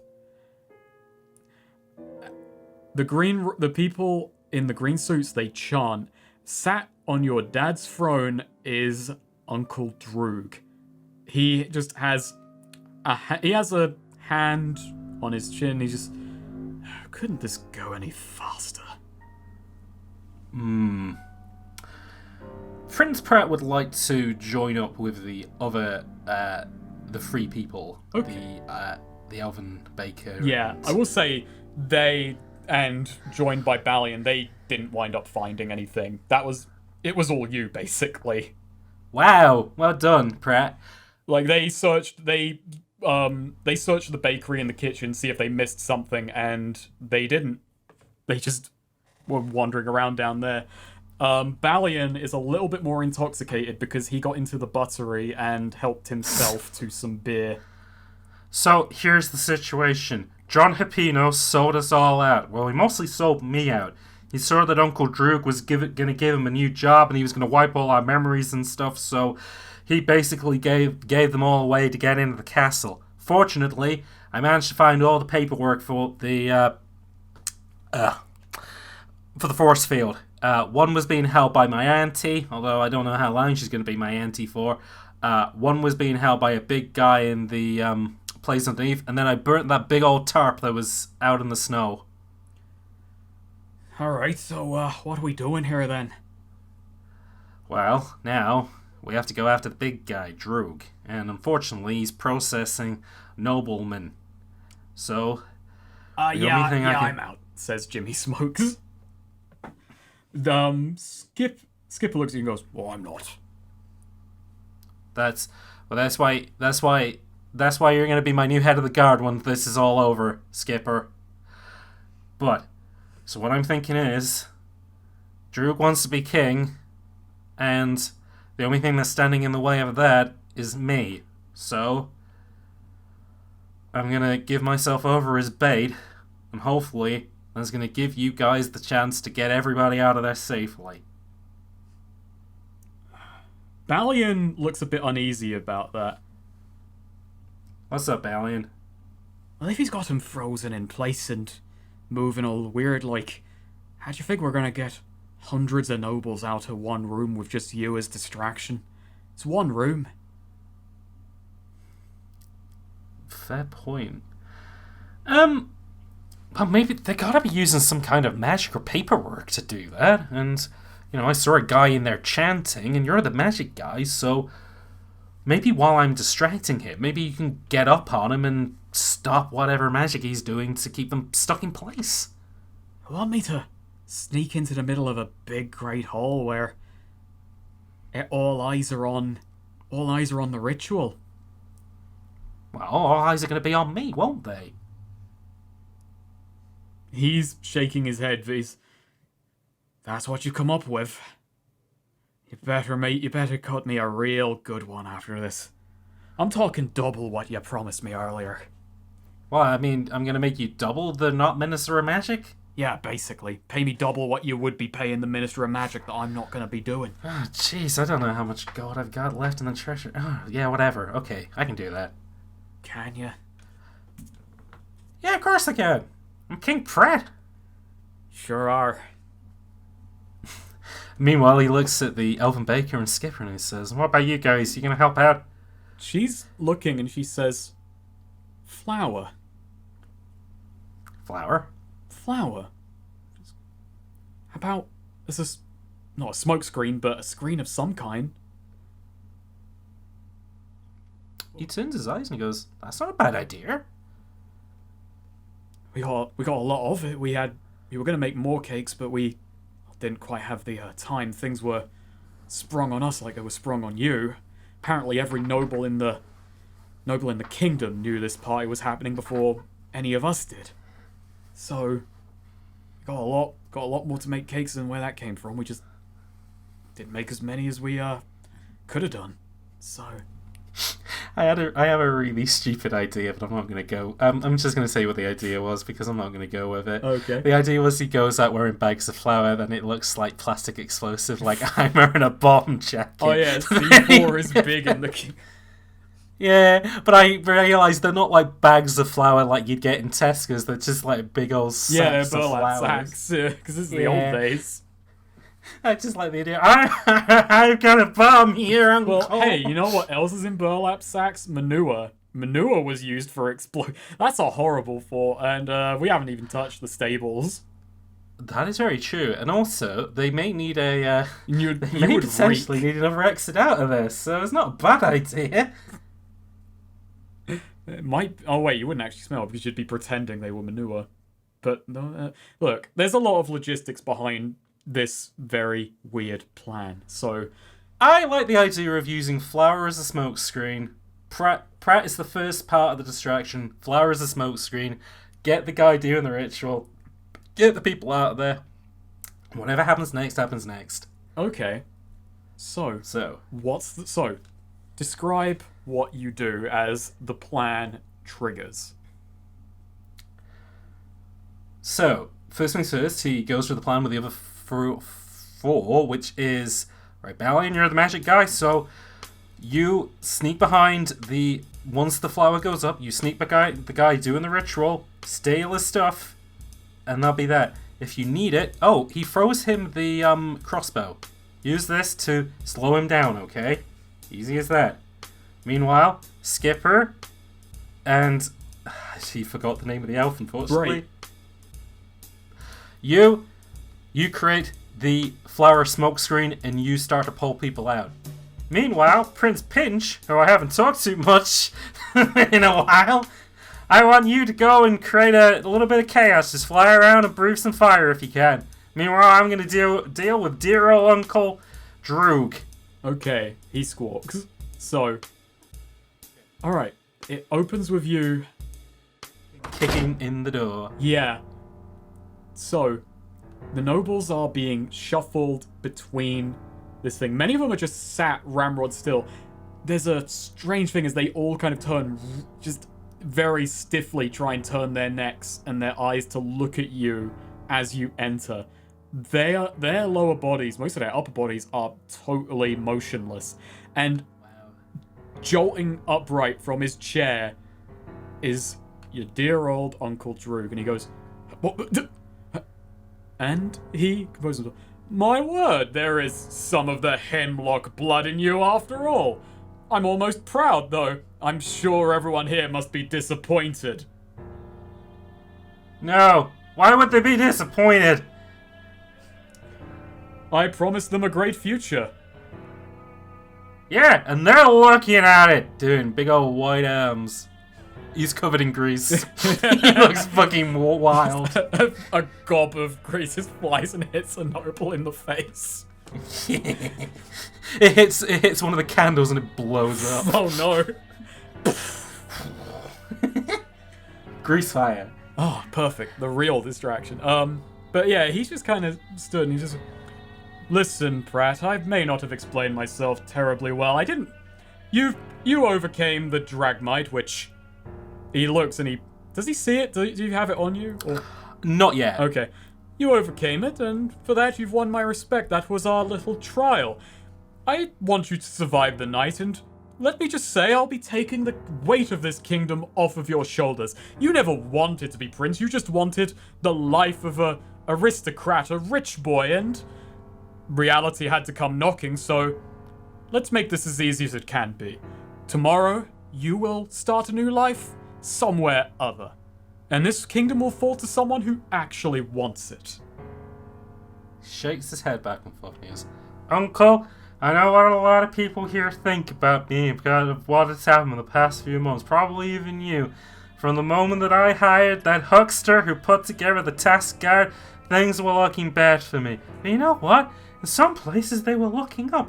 Miss Artie Gink taught me how to be a true hero. I conquered Pink Eye's mountain, made it my own, and sure, I might have punched a troll to do so, but sometimes you have to break a couple of eggs to make an omelet. And then there was Mario Q. Godot taught me about how to be a true hero as well. Alazar taught me why I should bring magic back to this kingdom. And me and El Cid, the Sorcerer Supreme, we managed to prove that it was worth doing. And old Roland Ward might try to throw me under the bus, but it's only because he knew that the Hemlocked name had power to it. And then he thinks and he goes, and also Tristan Lambert, he was also very useful in all of this as well. Wow, just throw Tristan Lambert under the bus. And also, Vasilio Jaxis showed me what it means to be a real hero and he saved my life, so I'm following in his footsteps. You've got 3 ideas of what a true hero means, but kingdoms don't need heroes, they need leaders. They need people to believe in, Uncle.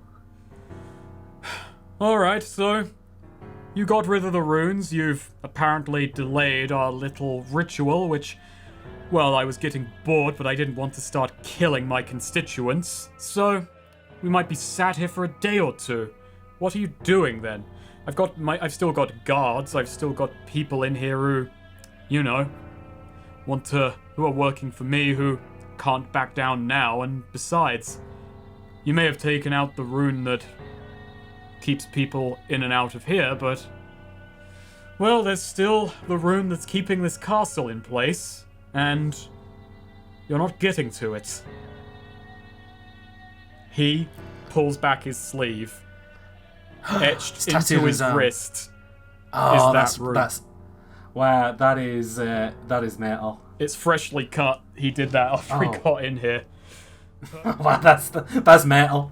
Hurt like hell. I almost passed out, but I must admit part of that was being giddy from the fact that years of planning had to be thrown out of the window. Your little stint over the last 4 months meant I had to accelerate and change plans a little, but it was far easier. Do you know what happened between me and your father? I was given by your grandfather this little city on the edge of the kingdom. Didn't fit a man of my ambition. Your father, my older brother, he was always the next in line, and I saw he didn't really have it in him. And the way he treated you, that sealed it for me. He wasn't creating a prince, he was creating a tiny little celebrity and one who couldn't even quite live up to it. Just a little hammed up... I don't even know what to call it. So, I sent a letter. I asked that you be sent to live under my care and I would raise you as someone actually worth following, and your father didn't quite like that. Never invited me back. Never spoke to me again. So I just had to sit on the edge of the kingdom, knowing that the only crime I had committed was to try and actually prepare a ruler worth having.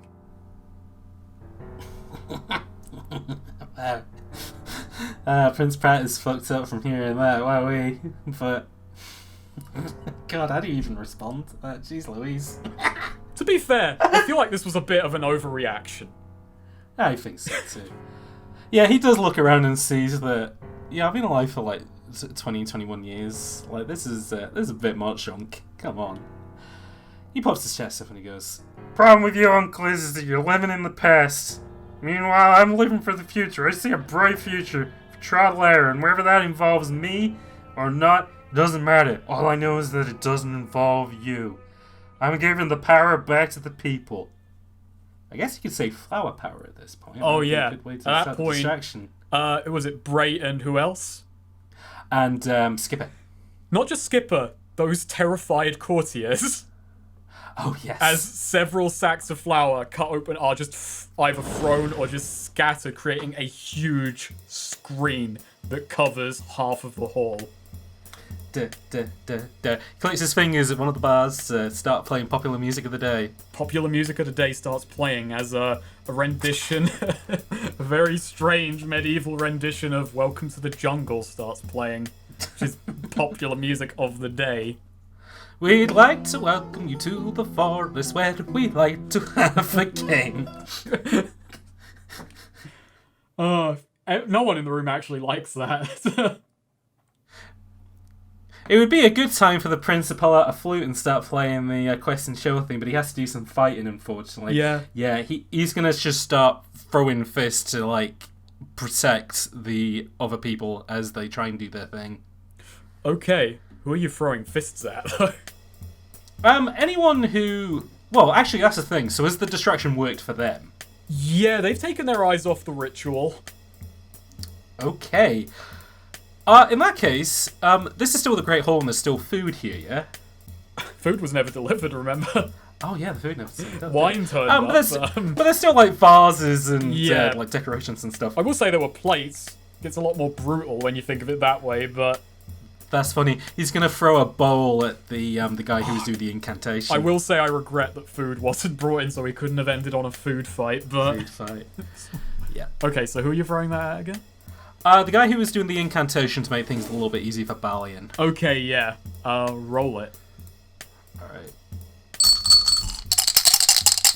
And I'll say no point doing great strength on this because there's a smoke screen, so flat it. No, +1 for the smoke screen, I guess. Alright. That is a 9, so a 10. Perfect, as cutting through the flour is a plate, which smashes this guy in the face. He stumbles back, blood spurting from his nose, and Balian behind him just kind of creeps up and goes, "Right, time for my greatest magic power, a headlock." And he just grabs this guy in a head. Excellent. Meanwhile, the prince looks over at his uncle, wondering if there's... he shout... Oh, actually, no, he wouldn't shout anything to Balian because it would give his position away. So, yeah, Balian no, drags this guy into the flour. Excellent. The prince has got his eyes then on his uncle. He's maybe thinking potentially he could bandage up his wound, like that's gonna do anything. I don't know. Droog is looking down at you and he smiles and says, "Maybe I didn't have to raise you. Still, too late to go back now." And he draws a rapier from his side. Ooh. Prince pulls out that sword. Which is no use for a rapier, but... I mean, a sword fight's a sword fight. Yeah, very true. Rapier is a long, thin stabbing sword. Whereas It's time to go to blows, I think. time to go to blows. Obviously, as a sword fight, so strength doesn't really apply to this. It's more about, posing and stuff like that. So, yes, it's flat 2d6, yeah. Okay, yeah. I mean, you could... If you can justify great strength in a sword fight, which I think is more than doable... I think so, too. Maybe he'll try and cut... Well, he couldn't cut the... Well, okay, let me explain how this fight begins. We'll make it a great boss fight intro. You charge him, sword in hand, and he looks at you, and he kicks the royal table at you full force. It is flying towards you. He would like to forward flip over the royal table using some athletics. Nice.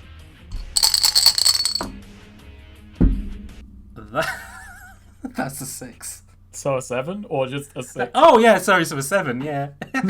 Okay. Okay, so here's what happens. You see it coming.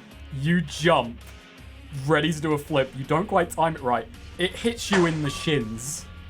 Oh, ouchie. But you tumble, do 2 flips forward, and land perfectly on your feet, which hurt like hell, but you're just stunned that you're upright.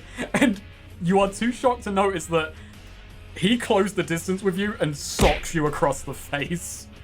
Ow. What do I take? You can replace with an armor, or you can take... You're already bruised, aren't you? Or did you heal? I am already bruised.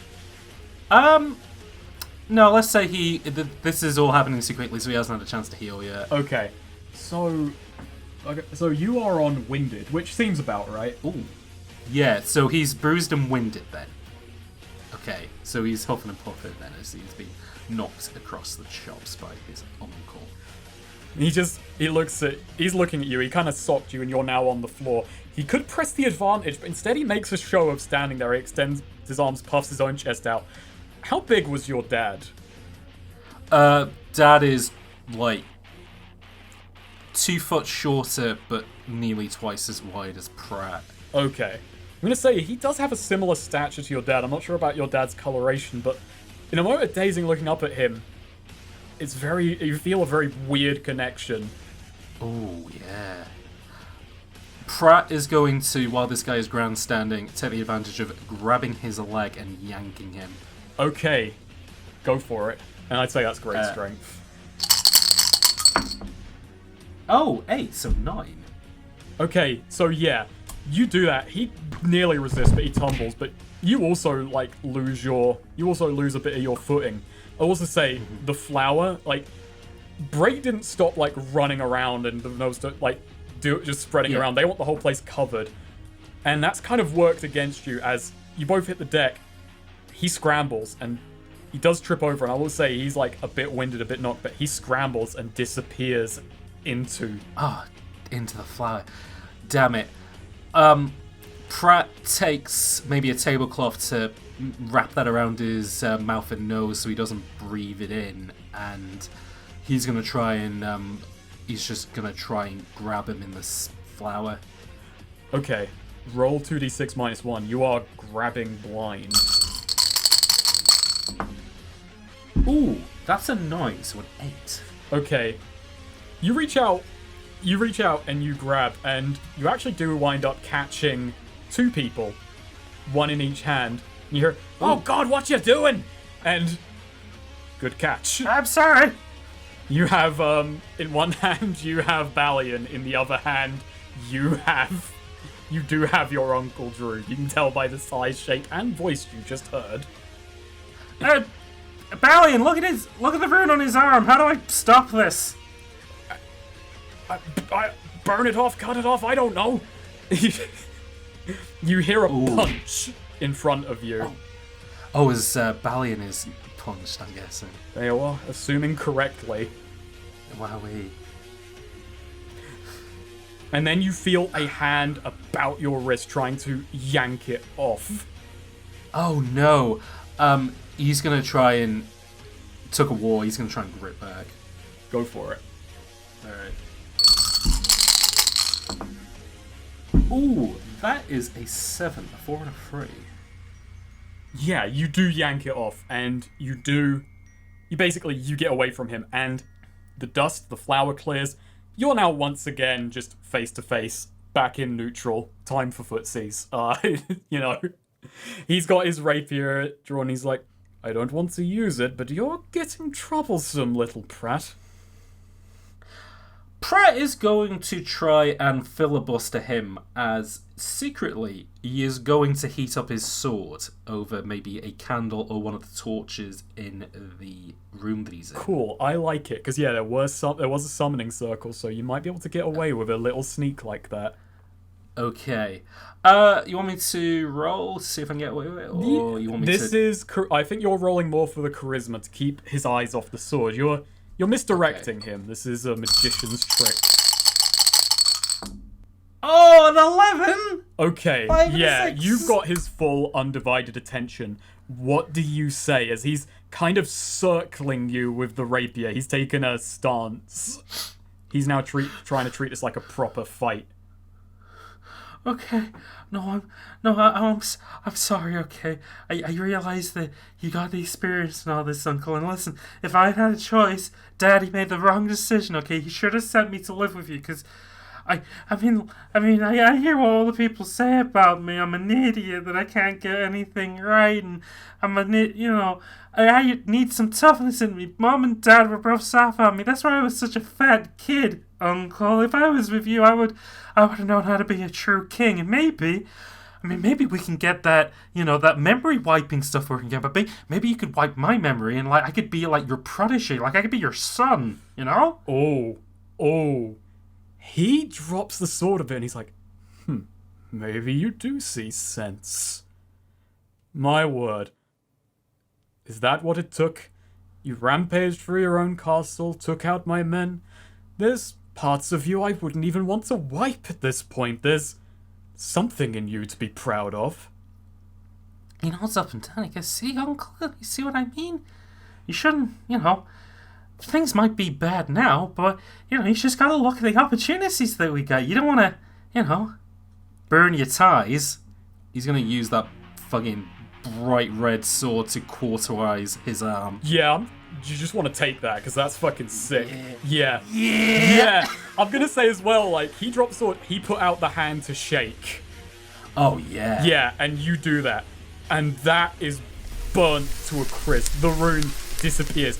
That sound you felt earlier on, you feel it again on a grand scale. It actually disorients both you and him a little bit. Well, he's screaming in agony, but Oh, sure. Everyone just kind of collapses. A lot happens all at once. One, all of the nobles just get their bodies back. They just collapse, or they start screaming and running, and there's pandemonium in here. They are running away. Some of the scribes actually go right back to actually trying to sketch this fucking scene.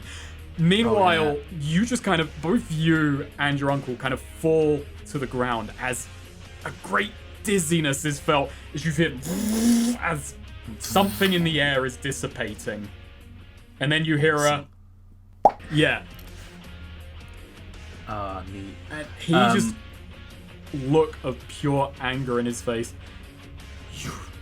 You little runt!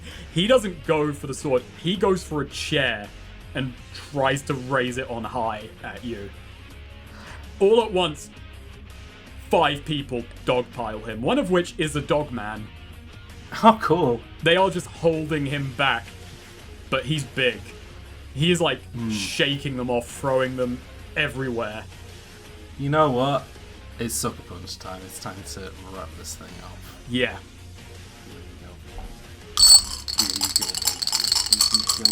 Here we go, baby. That's a 5. Well, it's a 7 because great strength. Hey, all right. Because great strength, and they were opening him up. All right. So, yeah, you get up, you put everything into this punch, and it's not enough to knock him out. He's big, but his face contorts and is blown out as you just send him reeling backwards into a wall.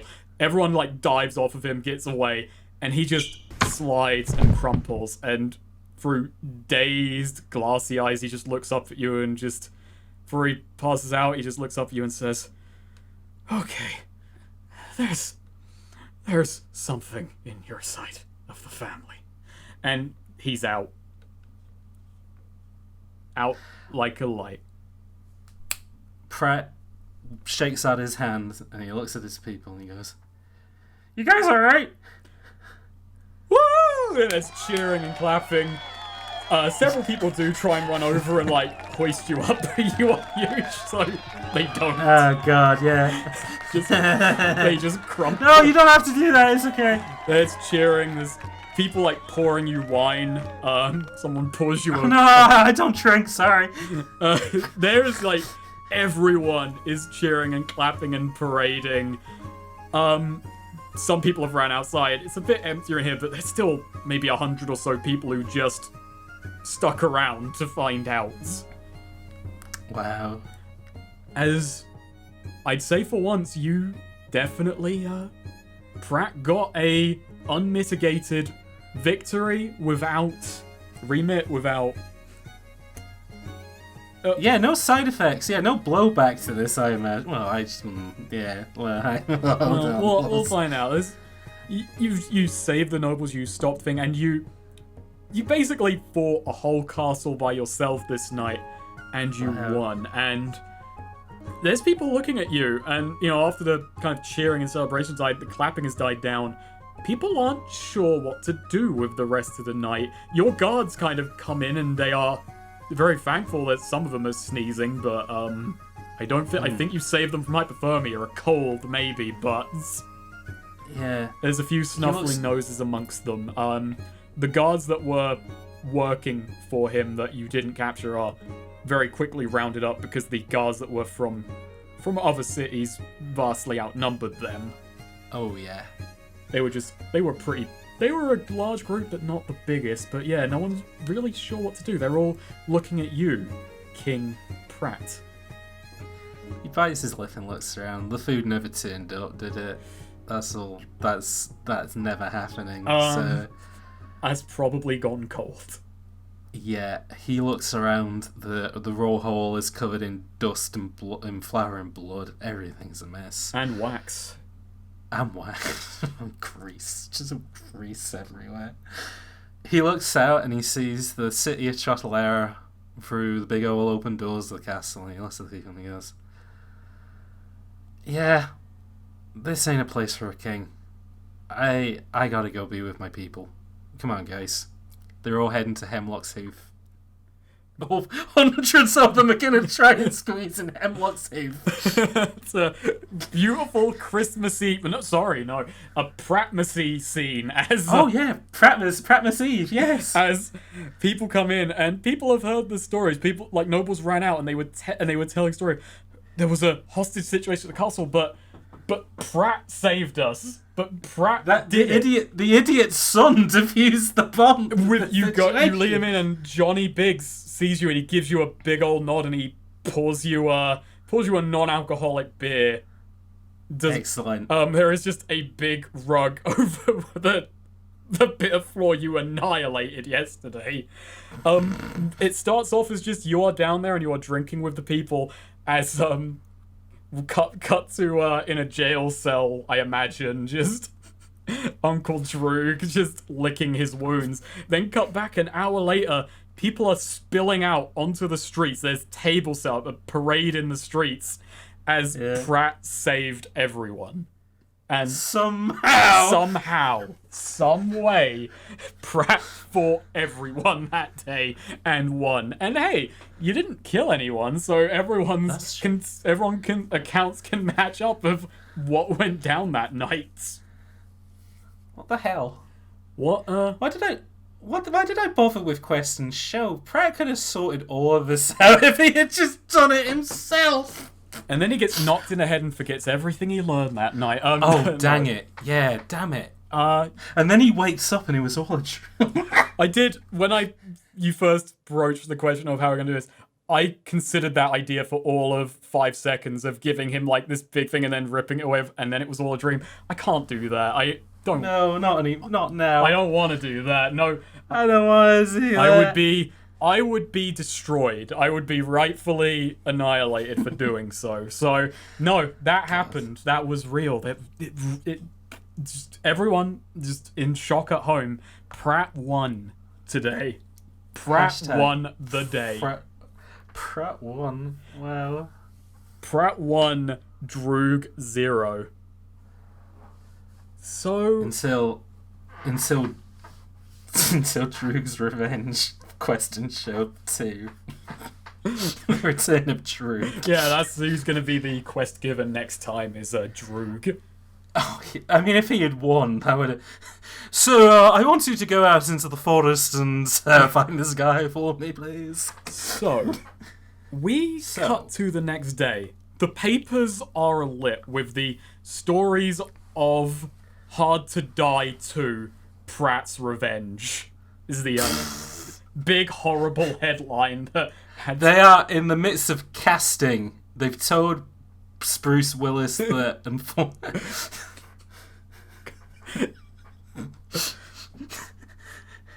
oh boy. I say you just don't fit the remit. You know, we're looking for a priest guy, so you know. They got a feast fit for a king? Quotations. Oh yeah, that's a good name. There we go. Dying Hard to Die 2 Royal Rumble. So, yeah, but there are a few papers that have been a bit more sketchy, like, you know, Pratt nearly had nobles die, feast tipped over, so there's still a little bit of negative press, but you are being told it's being, by and large, shouted down right now, like. Right. Basically, everyone in the kingdom sees what happened last night as a surprise. Yeah, no one could have foresaw what happened that night, and the results of it have sent shockwaves. You do, on very fast track, messengers have come from neighboring kingdoms with letters of, well, congratulations and condolence and requests to meet and talk. Ooh. So, Okay. avenues are opening up, but there's still a long way to go with TehSnakerer. The trolls are still unhappy. You still have to figure out what are you going to do with the Bradleys. What about the Task Guard? They not only have they upset traffic to the kingdom, they're poaching your guards. You know that from Hipino. And what are you going to do about Hipino? He has been, for more than one generation, a trusted advisor. And is he currently sitting in a jail alongside Droog? There's a lot to be done still. Yeah. He has a look at that big old wad, that big old ream of paperwork that he had written up months ago at this point. Stuff that was going to be put on, like, you know, in boards and, like, you know, messengers and stuff like that, looking for adventurers anybody who basically fit a good profile for delegation, you know, somebody, hey, if you're good at talking to people, come talk to me. Hey, if you're good at going places, talk to me. And there is a little thought on the back of his head. He's looking at the front doors of the castle, which week after week, interesting people were walking through. But then, I don't know, he does look at that king's throne, that maybe he was a little bit, maybe he felt it physically, but he never felt like he felt it, you know, as royalty beforehand. He puts that paperwork into a cupboard and thinks to himself, no, let's let a king try and sort this out for a little while, as he goes and has a chat with some of his new advisors about what they can do about some of these issues at hand in TehSnakerer. Okay.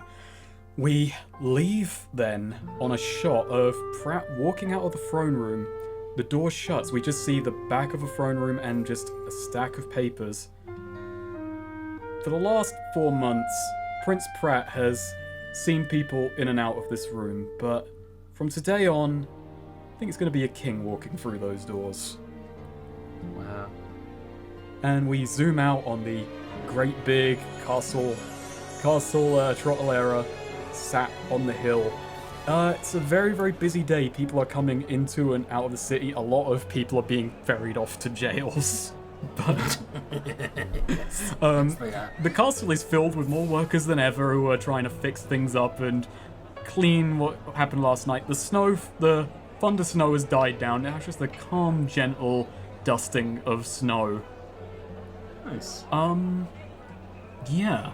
Should we call that there then? As there is a new day in TehSnakerer. A place out of time, but maybe not so much out of place anymore. As we close the eye on TehSnakerer for now. Okay, that was a while. That was a big. Wow, that was a. Ah. Yeah, that was more like one of our usual campaigns. Well, I felt very rusty GMing, but that slipped back on okay. But that's not for me to judge. I would say I think you wore a GM hat very well. That was a hell of a lot of fun. Okay, well I think Alice is. How did you find it? Yeah, that was awesome. All right. Yeah, Pratt's changed a bunch. I know you plan. Well, maybe it's not for me to say what your plans are. But yeah, I think that throws not quite a wrench into him, but it definitely curveballs it. I think there will be a time, maybe in the future, where Pratt will need to start delegating again. No one man as strong as they are can do everything. Okay, he just has to approach it a bit more wisely this time. Yes, or delegate finding the people to someone else, so it's not his problem. It's gonna fall onto a poorer poor new advice. Then Yes, probably. Pratt decided to actually do kingly stuff, so now it's my job. I'm the chief adventuring guy. But anyway. Yeah, so, yeah. So, have you got any last plugs? Yeah, good question. If you enjoy this episode of Quest and Show, and this was the only episode of Quest and Show that you ever listened to, I would suggest going back and listening to all the earlier ones so you could understand how completely unbelievable this session has been for Prince Pratt, considering what had happened beforehand. Yeah, there was a lot of moving parts went into creating the petri dish that allowed such a attempt at a coup to happen. Yeah. But speaking of moving parts and petri dishes, Pratt wouldn't have got where he was today if it wasn't for the help of some of the people who had appeared, not me doing the adventure, but had played them on this podcast. So I guess in regards to plugs, I'm going to do it in a reverse order. So Mario Kugado was played by M, who is on Twitter and has done commentary stuff with a group called Commentary Comms. Do you know about them, Snake? Yeah, they're pretty good. I like them. They're pretty based. El Cid, the Sorcerer Supreme, was played by Siddici, who does really good YouTube videos and also is on Twitter as well. Roland Ward is played by ChariotRider, who does essays on games, mostly roguelikes. That seems to be his thing. Vasilius Dexis was played by DarkFry, who also makes very good... A lot of YouTubers. A lot of YouTubers. He's getting a lot of YouTubers, including Razbuten, who was Alazar the Apprentice, who was the apprentice of Balian, who appeared in this. And Artie Gink was played by old Alice Matthews, who is a fantastic artist. And if you are listening to this and you have the power to do so, try and get it to 2K this year, right before the cut-off point. Go for it. Hey It Me Ben was Tristan Lambert, and he's on Twitch. I hear he's the best Diddy in England, although I don't know if that's true or not. How's that a criticism? Yeah, we're friends of Ben, so we can say it, but I have not seen a peer-reviewed examination of him as the best Diddy player in England. And the last person I wanted to thank was you, Snake. No, I think you can retract that. Thanks now, to be honest, after that. No, I know. Well, I'm going to retract it for you being on the first episode, but then I'm going to retract it for being on this episode and being our GM. And yeah, you make great YouTube videos. You do lots of good stuff. You're on Twitter. That's great too. All these links are going to be in the show description. So many links. So many links. Link to the past. Link to the future. And with that, yeah, I think we might be seeing Prince Pratt maybe a little bit sooner than expected.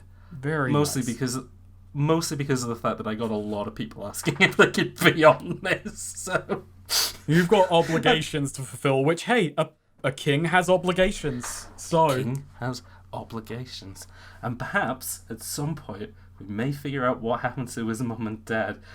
We'll see what happens with that. Hey, he doesn't even need a mum and dad anymore. He's his own mum and dad. That's the way to put it. That's a way to put it. And also a horrible thing to think is like, yeah, I don't need them anymore. Oh wait, but they're still kidnapped though, and that's horrible. So, they're kidnapped. Know. We don't know that. We don't know where they are. But anyway, that's for another time. That is for another time and another place, because yeah, I guess that's it. That's it. If you enjoyed Quest and Show, please be sure to leave us a comment or a review on your podcast app of choice. Or if you're watching this on YouTube, leave us a comment and leave us a like. I have been James, the player of this session. And I have been Snake, the Gamemaster of this session. And with that, have a happy holidays and a new year. And we will see you all in 2021. Good night, Goodbye folks. for now.